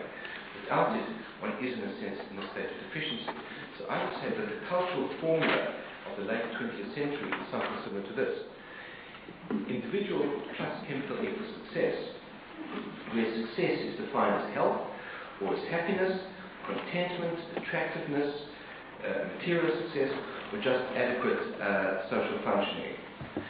So what I would say, and I'm certainly not the only one to say, is that as a background to the placebo effect, as a background to the belief in chemicals, there has been, like Soma in Aldous Huxley's Brave New World, a cultural normalization of what Parrish calls pulse or personal problems, of medication and other forms of chemicals as ways of dealing with the problems and crises of daily lives.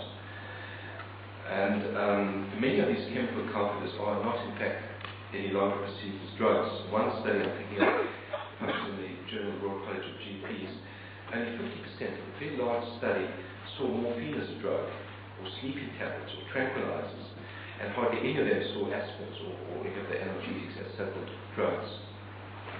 In my own study of the users of benzodiazepines, people who are to a less or greater extent dependent on one of the psychotropic drugs, people tended to minimize the effect, the chemical effect of the drug. It's not a drug, it's merely a thing for sleeping, said someone. All this means that there is a background cultural atmosphere conducive to the placebo effect, which is becoming, in my view, more evident in late 20th century culture, partially promoted by the pharmaceutical industry. And what is happening is that people are learning some sort of idealized cultural model of how one should believe, how one should behave, and how one should act. And the missing piece of the equation is the chemical or the placebo. Now, a second major point that I'd like to make from an anthropological point of view is to introduce to the idea from the cross-cultural psychiatry of what's called symbolic healing. From the anthropologist's point of view, the placebo effect is only part of a particular phenomenon known to anthropologists as symbolic healing. Symbolic healing refers to all those forms of healing that do not rely on any physical or pharmacological treatments for their efficacy. It's similar to the definition of placebo effect. But the anthropologists would include the talk therapies of modern psychotherapy, modern psychology, such as psychoanalysis or psychotherapy, but also other forms of healing, more found in traditional or religious environments, exorcisms, confession, types of counseling, found in various religious, traditional, and complementary forms of healing. All of these involve talk, healing through talk, action, or types of ritual. Symbolic healing often aims to have physical, psychological and social effects. However, those who practice symbolic healing most, and I'm thinking not only of Western psychotherapists, but of traditional healers such as shamans found in other parts of the world, tend to differentiate between healing and curing. Healing being a change in the emotional, cultural, or social life of the individual. Curing referring to changes in the physical state of the individual. And many traditional healers are perfectly content to achieve healing even if they cannot achieve curing. Now, anthropologists have tried to find out what are the universal features of all forms of symbolic healing, whether it's psychotherapy or exorcism or the work of a shaman. And what they argue is that in each case certain stages can be identified. There's certain recurrent stages, 6 recurrent stages found in almost every episode of symbolic healing. The first stage is that the healer, whoever they are, whether doctor, psychotherapist, traditional healer, must have some coherent frame of reference or system of explanation. And this system of explanation is an essential prerequisite for all forms of symbolic healing or placebo healing. This frame of reference must explain the origin and nature of the problem and how it can be dealt with. For example, one healer might say it's due to germs, another might say it's due to intrapsychic conflicts, a third might say it's because somebody's put a curse on you. Second stage, again found pretty much in every culture, every form of symbolic healing, is that this frame of reference must include what's called a symbolic bridge. That is to say, a way of integrating personal experience, social relationships, and cultural meanings into a single model.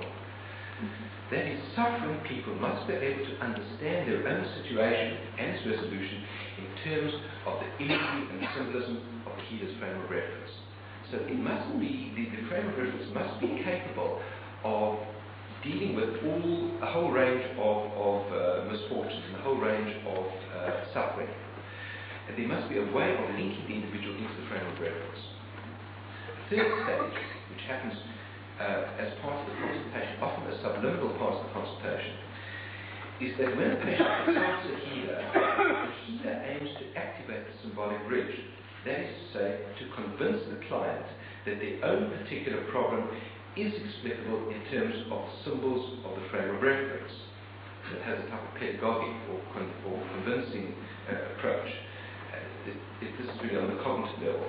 So the aim of the healer, in a sense, is to sell to the client their particular frame of reference. Say, well, yes, I can see that you have conflicts of one sort or another, or I can see that this is archaic anger coming up, or I can see that somebody's put a curse on you, or I can see that you've been possessed by a malevolent spirit. So you have to convince the client that there is some way of explaining their own individual suffering in terms of the larger frame of reference. This leads on to the fourth stage, which in a sense is more important.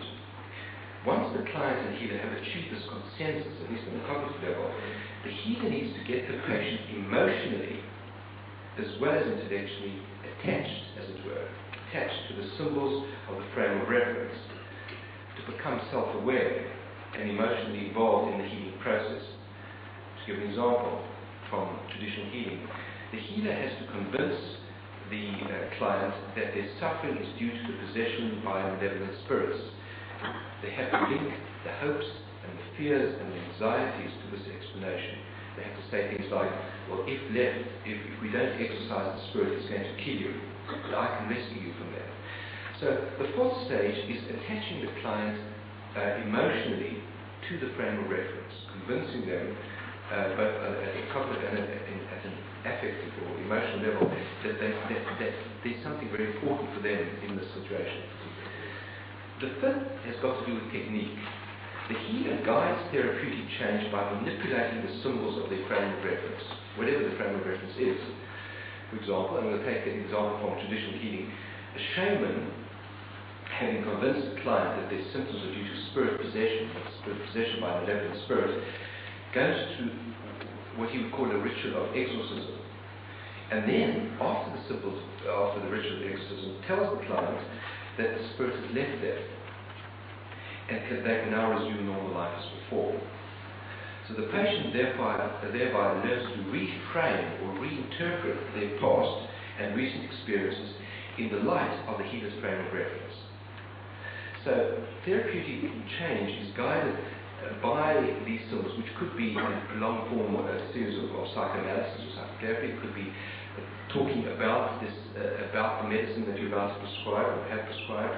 But the key point is that this is done over a period of time, using the symbols and the images of the frame of reference.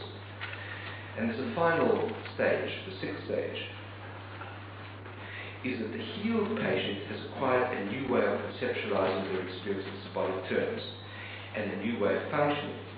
But most importantly, they've also acquired a new narrative, and the acquisition of narratives are an essential element of all placebo events. In other words, you need to have a story, even a small story, which explains to you what has happened. The tablets he gave me took away the pain, or the ritual that he did got rid of the spirits.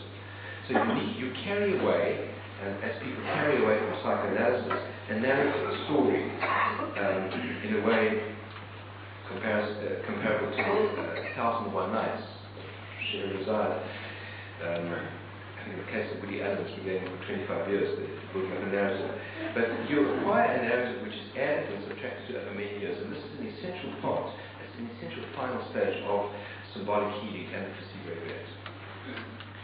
Now, this sequence of events applies as much in Harley Street, in my view, as it does in the forests of New Guinea or the villages of Africa or Latin America. It seems to be a series of universal stages. But the arch practitioners of symbolic healing in the world are traditional healers. Undoubtedly, they are the ones who see the placebo effect as an ally in treatment and not as an enemy. Like Anton Mesmer in the 18th century, they are skilled manipulators of the placebo effect. And even when they do utilize physical treatment, for example, herbs, potions, manipulations, and so on, they usually regard the placebo effect as an ally, and as I said, not as an enemy. They actively use and exploit it, and they have far more of a sense of the patient's active participation in their own cure, particularly in certain rituals. And this is very different from the attitude to the placebo of many Western doctors who tend to sneer at only the placebo effect. Because it is a phenomenon that at the present state medical science finds uncomfortable because it cannot easily measure, predict, or explain it.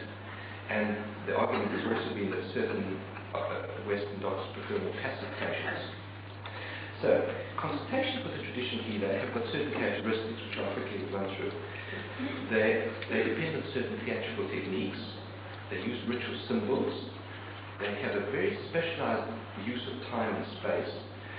They always give lengthy explanations to the patient, or almost always. And finally, they encourage the active participation in the healing process of the patient and of their family and of their community. So often the rituals of traditional healers take place in public. In Taiwan, for example, consultations with a shaman, known as a tanki, take place in a special shrine. And although the consultations last 5 to 10 minutes, much like a GP's consultations, the entire time, almost the entire time, is spent explaining the disease and its treatment to the client. By contrast, Western-trained doctors in Taiwan spend an average of 40 seconds explaining. So what is characteristic of those arch practitioners of the placebo effect is that they always explain, and that they deal with the answer to the sort of questions that everyone asks at time of suffering. Why? Why has it happened? Why to me? Why now? What have I done to deserve it? Or even in some societies, who has caused me to be ill? So what is characteristic of traditional healers is explanations and the answers to the questions why. This seems to be a key issue, as far as I can see, in all forms of symbolic healing. Not as a very mechanistic doctor who would explain what has happened. Your artery is blocked up. Your kidney isn't working. It doesn't answer the questions why. And those questions are the ones dealt with by clergy and also by traditional healing. Now, to finish, I would like to take a third theme from medical anthropology, which is the theme of the nocebo effect. And if I remember my anatomy, nocebo comes from noceo, I hurt. The nocebo effect is in fact the reverse of the placebo effect. It's the negative effect of belief. The negative effect on health, I would say physical, psychological, social, cultural, even spiritual health. And again, this depends on context, on a micro context and on a macro context, which are created by the cultural values of the society in which they occur. So the nocebo effect, like the placebo effect, is always to some extent culture bound. Now, the most dramatic and extreme and familiar example reported by anthropologists is known as voodoo death, or hex death, also known much more technically as socio-cultural death.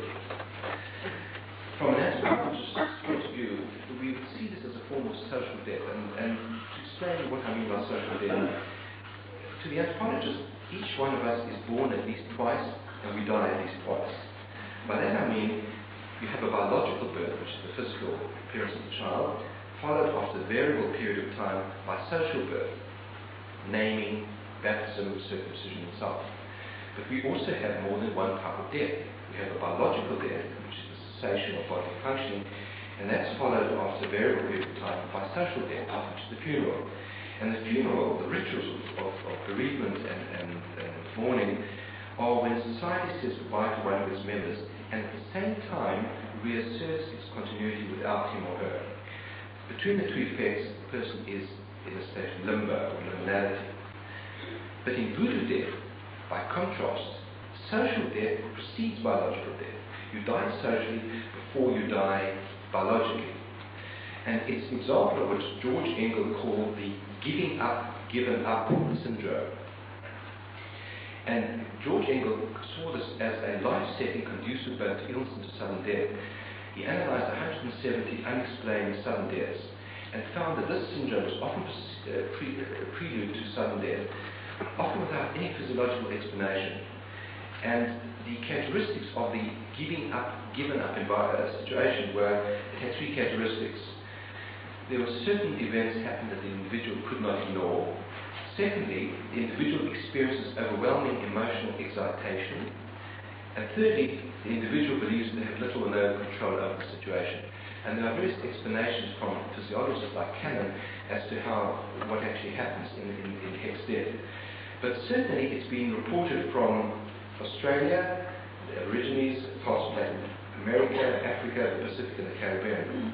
And the characteristic in every case is that the respected figure, a powerful figure, who would be the prescriber in the placebo model, a respected figure or healer in the tribe puts a public curse on an unfortunate individual, or as they say in one of the Aborigines, points the bone. And I'd just like to read you a description by the famous French anthropologist Claude Lévi-Strauss about one of these events. Shortly thereafter, sacred rites are held to dispatch him to the realm of shadows. First, brutally torn from all his family and social ties, and excluded from all functions and activities through which he experienced self-awareness, then banished by the same forces from the world of the living, the victim yields to the combined terror, the sudden total withdrawal of the multiple reference systems provided by the supporting group. And finally, to the group's decisive reversal in proclaiming him, once a living man with rights and obligations, dead, and an object of fear, ritual, and taboo. So this type of terrifying event, which I suppose the nearest we would have is sending somebody to Coventry, might be a sort of a very mild version of that. But whatever the physiological explanation for this, and there's some debate about this, it is truly an example of an individual undergoing socio-cultural death before biological death. Now, that may sound exotic and stuff of anthropological monographs. Well, how does it relate to a Western setting?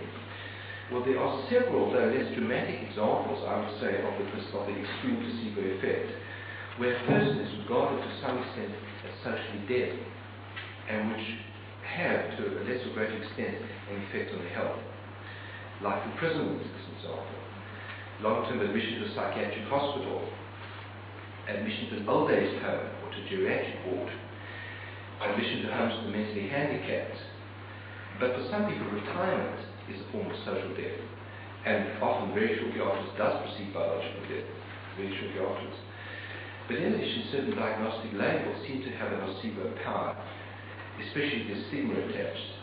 and this can adversely affect your physical, psychological, and social health. In the early years, AIDS was an example. People diagnosed as being HIV positive would undergo what amounts to a type of social death. People would withdraw from them, their family would abandon them. Fortunately, this doesn't happen any longer, but for a period of time, there was undoubtedly a recognizable nocebo effect happening. Other diagnostic labels also carry a similar power. Alzheimer's, Middle Ages, leprosy would have been very powerful. Certain types of disability and mental retardation, and finally cancer.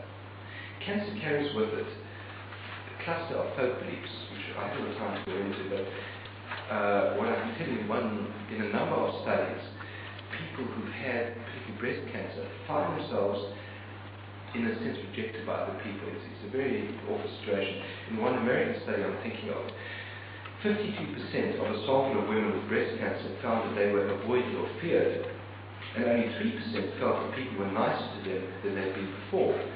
And in understanding this, again, we have to look at the macro context. We have to look at the background ambience of beliefs, cultural beliefs. And one of the powerful beliefs still in this modern age associated with cancer is the idea of possession, of some sort of evil thing being responsible for cancer, or cancer being an evil thing in itself. So what I'd like to do is to summarize the main points. In both placebo and nocebo phenomena,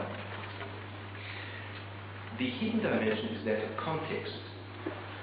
And the context has got two forms. One is the physical setting, which I call the microcontext, and the other is the wider context of cultural values, or macro context, that impacts on the physical setting. The physical setting is not separated from the cultural environment, it's part of it, it's continuous with it in a sense.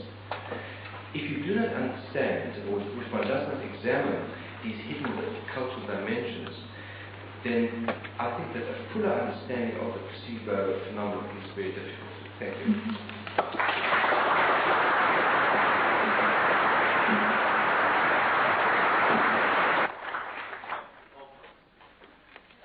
Finally, if I can just make an announcement about the tape of the videos. If you all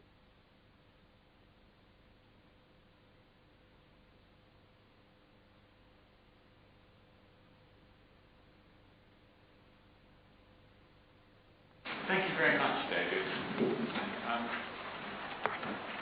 may be better if I use this microphone except it doesn't work this time. Is that better? Because then I am not more free. I'm not sure if I want to be that free. And this is the first time I've left my slides behind. I mean, I've got them now, but my lovely wife had to go back to them. But I will tell you something about what I was feeling about this talk. It's enormously difficult because when I came to write this talk, I was going to do straight psychoneuroimmunology with you. And by that I mean I was going to look at the way the brain responds to chemicals, the way the brain responds, particularly in the placebo situation, the chemicals you get. It actually doesn't work because one's dealing with meaning. So I've had to change and talk about meaning. And you'll find that some of the ideas I'm going to put forward are really just not what we normally think about. And so they may be difficult, certainly difficult for me to understand. And I expect many of you won't like them either. But you all look friendly last time. Let me start with a story. And this is a story about one of the popes. And I can't remember which one it was, but he liked cars. He really loved cars. And it was a lovely sunny day, and he said to his chauffeur, "Quick, get out of the green Maserati, let's go for a spin." So the chauffeur drove him out of Rome, and as soon as they were clear of all traffic and the side roads, immediately got into the car and started driving.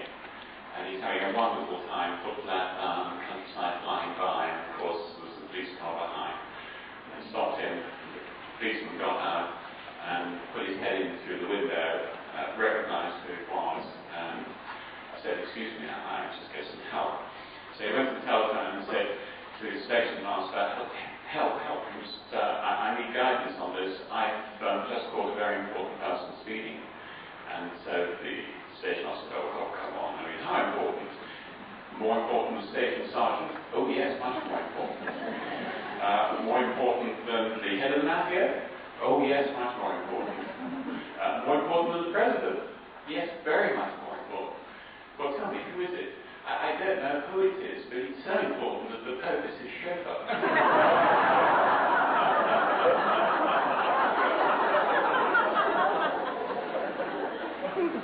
That is what my talk is about today. Who is the chauffeur? And I'm going to suggest to you that our current science is totally wrong. Well, not totally wrong, but it is wrong because we're using the wrong concepts, and I'll explain why. I'm also going to say two things. First of all, two hypotheses. The first hypothesis is the amazing hypothesis. You know the amazing hypothesis, Francis Crick. We're all just a bundle of neurons. Well, my amazing hypothesis is that we're not. That we are, in fact, spiritual beings, and we can actually direct our own life. So that is a very strange scientific hypothesis, because science points against that. The second thing that I want to say is I want to use a word which we don't normally use. We think of the world as being created for us within the brain. And I want to talk about the outside world. We have models which we use. The models we use are the things dashed about all over the place. And photons hit on our cells and so on. Don't want to use that world because it casts us into that way of thinking. What I want to do is to use the word unmanifest. So when I use the word unmanifest, I mean what is out there without any models imposed on it. So let's see then how things are. Can you take the light off the screen a bit? Because some of them are slightly dim, you may not see them. So, the placebo response. Yes, very widely used by science. And if you do a survey of 1996 literature, that is, you will find that there were 2,060 papers listing the placebo. And if you looked at those that were not drug, then you got 422. So it's very widely used in science, and that is this year. Now, drug studies are now only considered properly done if the placebo shows an effect. So you have to set up your studies very tightly. And if they don't show an effect, in other words, there isn't a lot of suggestion within them, then they're considered not to be done properly. Now, the placebo is really just a special case of meaning and perception, and it's that aspect of it that I want to look at. The literature that I've used in compiling this is Science 1992, volume 258. This is looking at the way that neurons grow. Saving the appearances. Now I recommend this book to all of you who haven't read it. It's a book by Owen Barfield, published in 1988 by Wesleyan paperback. In fact, its original was 1956. And just some pictures for you from Scientific American. The talk comes from the results of a conference which was held at the Batson Institute earlier this year, and also its maths elements has been very much part of it. Now, let's start with Shakespeare. Is this a dagger which I see before me? Says Macbeth. The handle towards my hand, come let me touch thee. I have thee not, and yet I see thee still. Art thou not fatal vision sensible to feelings to sight, or art thou but a dagger of the mind, a false creation proceeding from the heat oppressive brain? Now, I don't want to get into pathology that way, but these are the basic questions that we have. We have a very good understanding of brain function, but I don't think it's brain function that's going to help. This is a picture, it's a self-portrait by a German artist. You'll notice that there is an absence of his body image on this side of his face. In fact, he had it just after a stroke. He painted this just after a stroke. You can see the slow return of the right-hand side of his face as he recovers in the succeeding months. There's no doubt that brain processes correlate very highly with our perceptual world, but that is not what I'm talking about today. This is when he was fully healed. What I want to do is just talk about the changes which occurred in our perception of science, and I want to start with William of Ockham, 1280 to 1349. He studied at Oxford, he's a schoolmaster, a Franciscan and a heretic, and he's expelled from the order, fled to Germany and died in Munich. Now, he postulated 3 heresies, and I only want to just take up one of his heresies today, because that's the end of a long process, I think, which ended up in our science.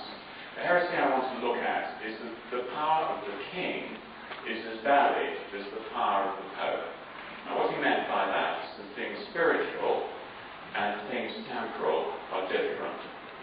And that was a splitting of the nature of man. And we've come now to a science where this split has been completed. And it's been completed by Galileo. Could you turn the light on? Yeah. Because you can't actually see the you can't see the picture. And this is part of Reformation thinking. What you see here is the Michelangelo from the Sistine Chapel. And it's been drawn to my attention, some of you I'm sure know this, that if you look at, there's God touching Adam, and there's the moment of creation. If you look at God, he is in fact in an outline of the brain. You see, it's the frontal lobe, cortex going back, cerebellum at the back, and this wonderful structure showing the main tracts which come up into the brain. And so you can argue that Michelangelo not only had a good idea of anatomy, which he certainly did, but that he was using this in the way that he was talking about creation. He's arguing for God being manifest through the brain.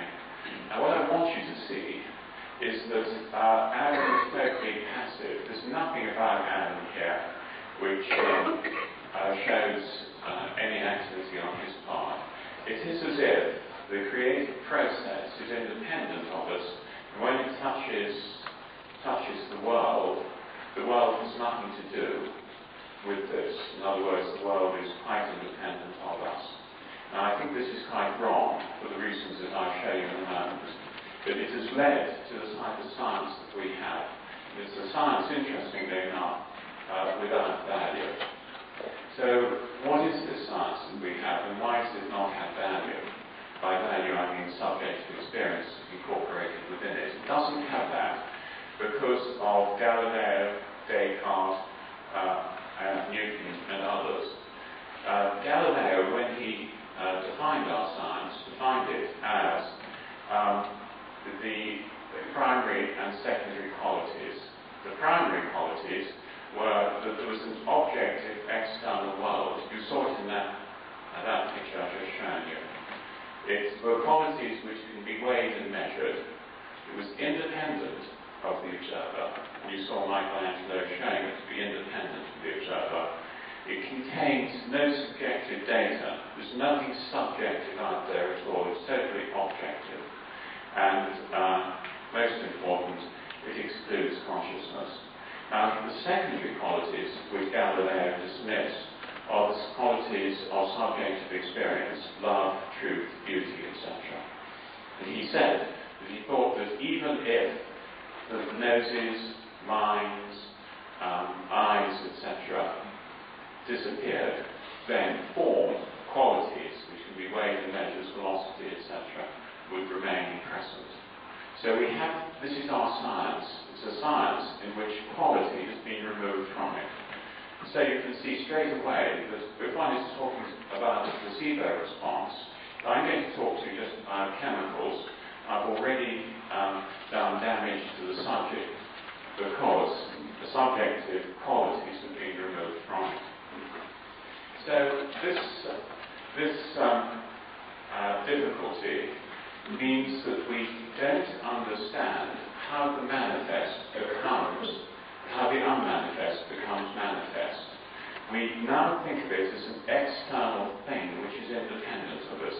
My argument, and it's not only my argument, there's a school of philosophy that thinks this way, particularly Goethean thought, argues that the unmanifest is as important in the act of creation, the act of becoming manifest to us, as is the perceiver.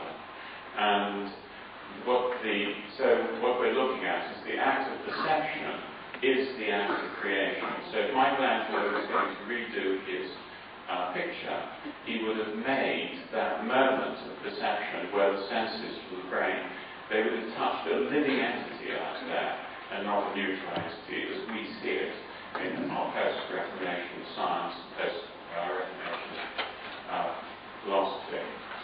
Now I want to leave that idea and introduce another one, because it's equally important in the way that we think about the structure of our world and what we do to ourselves with this idea that there is an objective, independent world out there, which I suggest to you isn't true.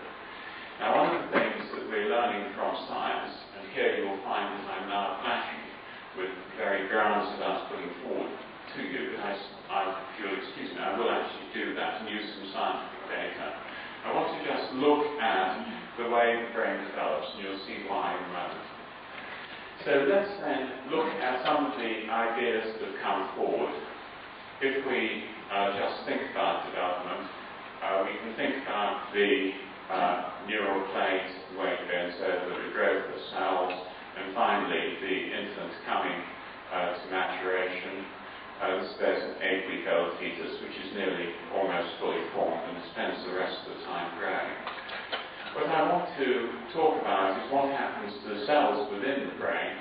You remember there's the cell itself, there's the axon which goes down there, and these are the synapses, or the ways that the cells interconnect with each other.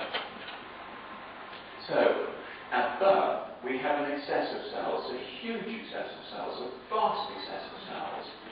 And this allows us to have something which is called redundancy. Redundancy is the fact that you can have many different ways of detecting something. So we have the possibility of a huge number of ways of getting information. And then there's the concept which is put forward by Edelman of Darwinian competition, and that is that certain numbers of cells will be fired up by the environment, and those cells will be the ones that remain. Now, just to show you what I mean by that, after the remodeling of the cortex, when we go from the time of birth to the time of adolescence, after sexual maturity, we will have lost between 50 and 60% of the cells that we had at birth. So enormous numbers of cells go. And at the time, between 3 months and 10 months, you have about 8 million axons dying each second. So there's massive remodeling going on. So you have to think then of a very active process of the brain tuning itself to the environment. And also, the other point is that the early time of life is enormously important. At 3 months in fetal life, 3 months in utero, the fetus is now learning to process sounds. So think of this Darwinian competition between cells. What goes on even at this early age is going to be important. There is prenatals before birth, recognition from the sound of voice. It's done, of course, by the melody of the voice. 4 days, at 4 days, the fetus can differentiate the mother's voice. And at 4 months, they can recognize speech sounds. Now you get this catastrophic fallout of cells, catastrophic in the sense that many of them do. And by 10 months, you can recognize your native tongue only. So this is a time when there is enormous remodeling of the cortex. You can see the infant tuning itself to the environment in which it is. So if you think about that, then it means that we're so constructed that we have a tuning process which tunes us A, to our culture, and B, to our environment. And it's a very precise and active one. And so it is enormously important that what we do at that time, and actually right throughout childhood, allows this process of the environment to structure the perception in an active way. So you have to think then a lot about what we're doing to our environment. Now, I'm going to just go back again to the same idea that I was talking about. And these illusions you've all seen, and there's nothing new in them, but what is new in them is the concept that it is you that structures perception. You actually are the point of creation. What you do is a creative act.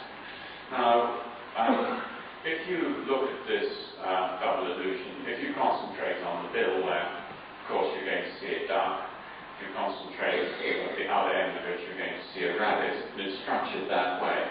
Now, although I'm going to use illusions for you, I want you to think of this at every moment of perception. In other words, when you bring your attention to bear, how you bring your attention to bear depends how you structure what's there. Just imagine that this was a fossil, and that we were looking at fossil records. Then we've heard a lot about culture this morning. Supposing for some reason we always were looking in our culture at the right side of the fossil, we'd say that we evolved from rabbits. And this is exactly what happens with everything we do. We're in this huge matrix of culture. There is a mechanism within the brain which controls attention. Attention, it shifts processing focus from one cortical area to another. In other words, it's the act of creation. The act of attention is the act of creation. Cells in the areas under attention fire more frequently, and as I said, attention creates the world. The type of data which supports that is this one. Here you have a monkey looking at a screen with an implanted electrode in a cell in its secondary visual processing area. When the light goes on, the cell fires not much. The monkey looks at it, you can see that there is enormous enhancement of the cell. And if the monkey continues with its task, it reaches out a hand to touch it, again there's enormous enhancement in cell firing. So it's the process of attention that creates the world in which we live. And you can see this really in everything we look at. And of course it's not everything we look at. I'm using this just as an analogy for our perceptual world. I don't think any of you have any difficulty in seeing the Dalmatian, do you? It's just really a series of spots and dots. But yet, if I direct your attention to a head, legs, back, tail somewhere, you'll all see the name Dalmatian without too much difficulty. Here you can construct the visual field where you want it. It's called the reversing stare illusion. Attend to this part of the picture and you'll see a stare going up like this. Stare down, stare down, stare down, stare down. Now, attend to this half of the picture and you'll find this will reverse.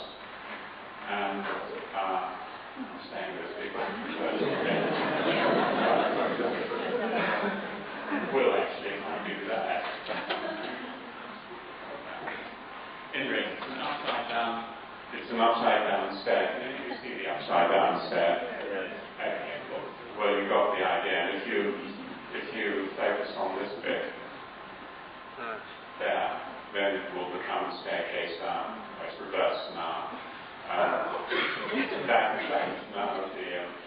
This is now a stairway. It's an upside down stairway, and that's the right way up stairway. The point I want to make with that is it depends entirely how you look at it as to what you get. These are the common visual illusions. You will see, no doubt, a sphere. Do you see a sphere there?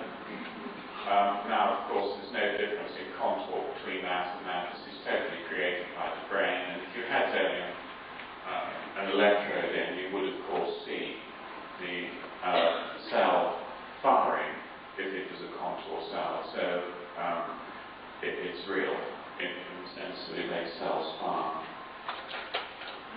Here's a lovely one. I like this one. Pits or bumps. you choose. Why don't we choose the top row as they're looking like pits to me now? Now I assume they're pits because the light is coming from that side. The light is coming from that side over there, so they're pits. And these are bumps because the light is striking the bumps there, you see, pits and bumps. Okay, now reverse it. So the light is coming from this side. You see this is now a bump, and that's a pit. Can you make those reverses, Will? They're quite fine.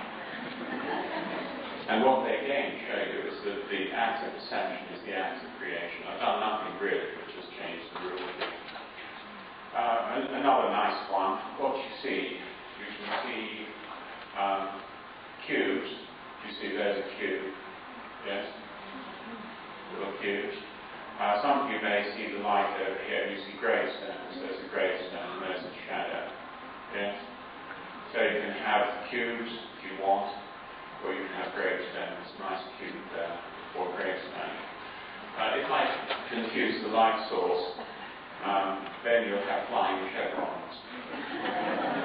They're very clear.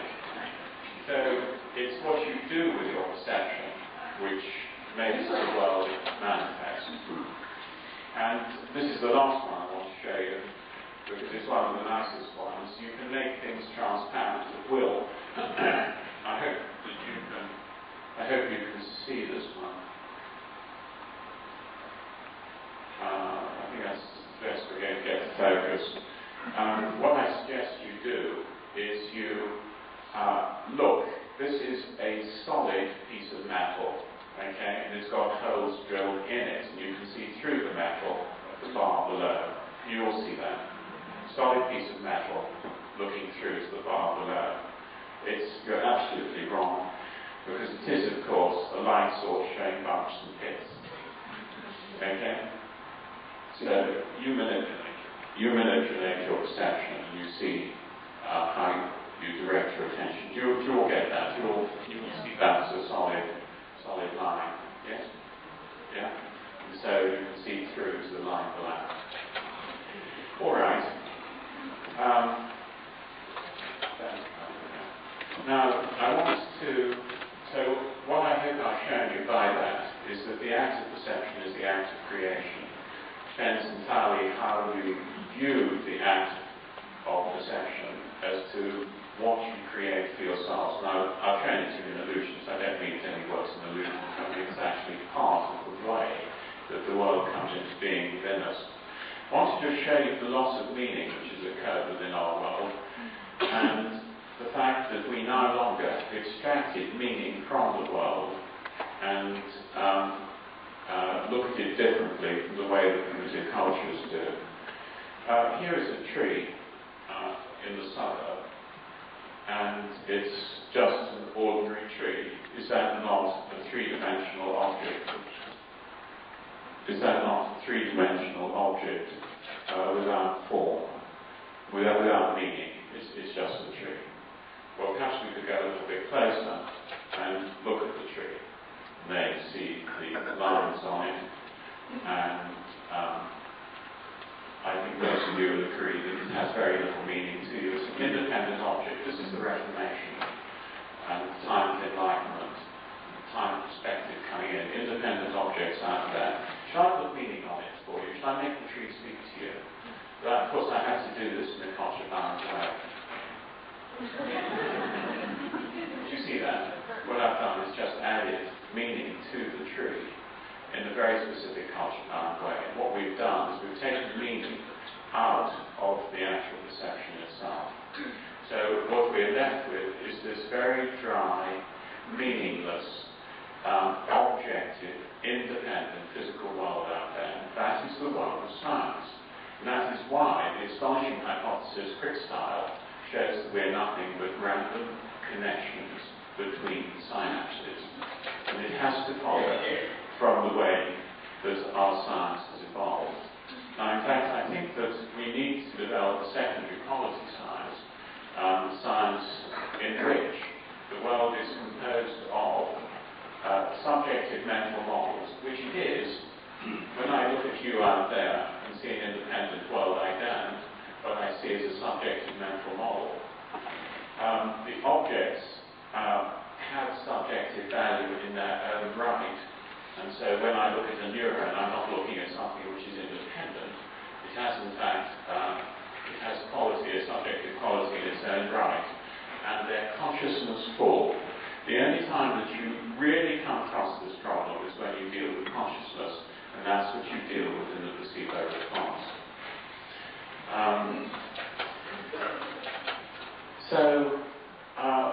It means then that the external world participates with us in the creation of what is. You heard a lot of that from our first talk this morning, wonderful talk about the effects of culture, but we need this in science as well. So the observer and the observed are one. There's a participation in perception, and perception itself leads to meaning. In fact, all is a creative unity. And when we start breaking it down, as we do in science, if we insist on using science this way, then things are going to go very wrong indeed. And I suggest to you that that's exactly what's happening. And the point about that is that you feed back onto it by this very fine-tuning process that the brain has in adapting to the environment around it. And there is, in fact, no gap between the perceiver and the perceived. That is part of our science.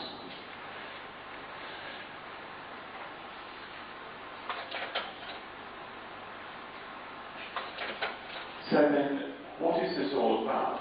And why have I taken you on this rather difficult journey? I think it's about consciousness. And I think it's about the fact that in our society, consciousness has become mishandled in a major way. It's been stripped out of our science, so consciousness is not within science. And it's also been stripped out of society. Imagine a society in which you could have the amazing hypothesis of Crick, which says we're just nothing but bundles of neurons.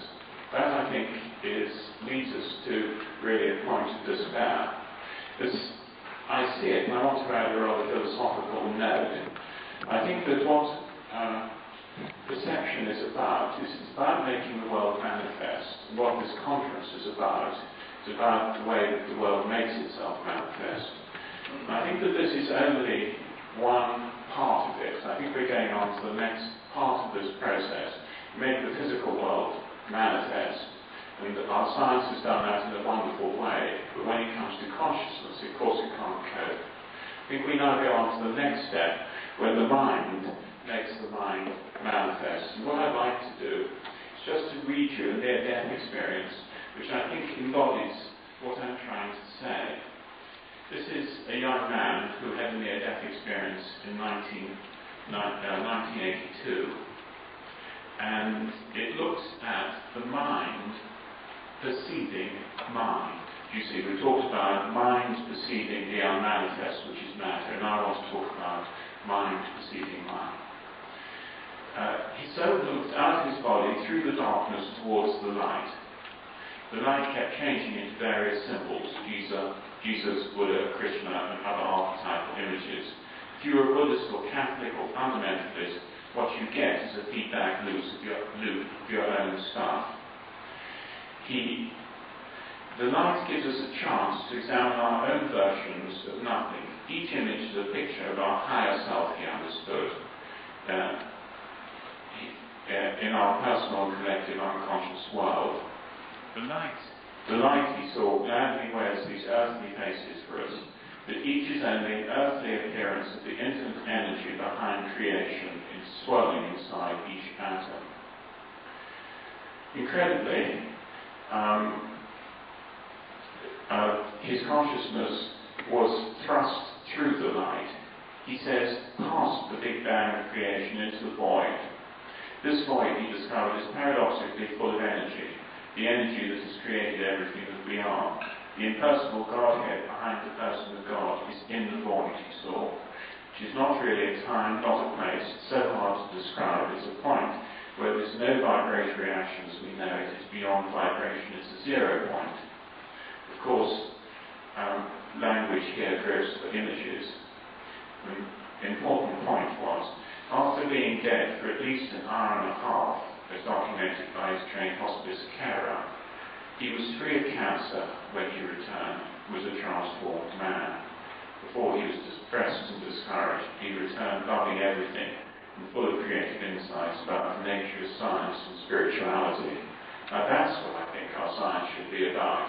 And I think we are in the process of making the transformation from a science which has had consciousness ripped out of it by the Reformation, which has produced for us an objective world, which is in itself is wonderful. And it becomes much more wonderful once we can put consciousness and meaning and subjective value back into it again. I think the next step, which in a way is the step of the placebo response, is the coming to the point where mind can contemplate mind, and one can understand how the universe manifests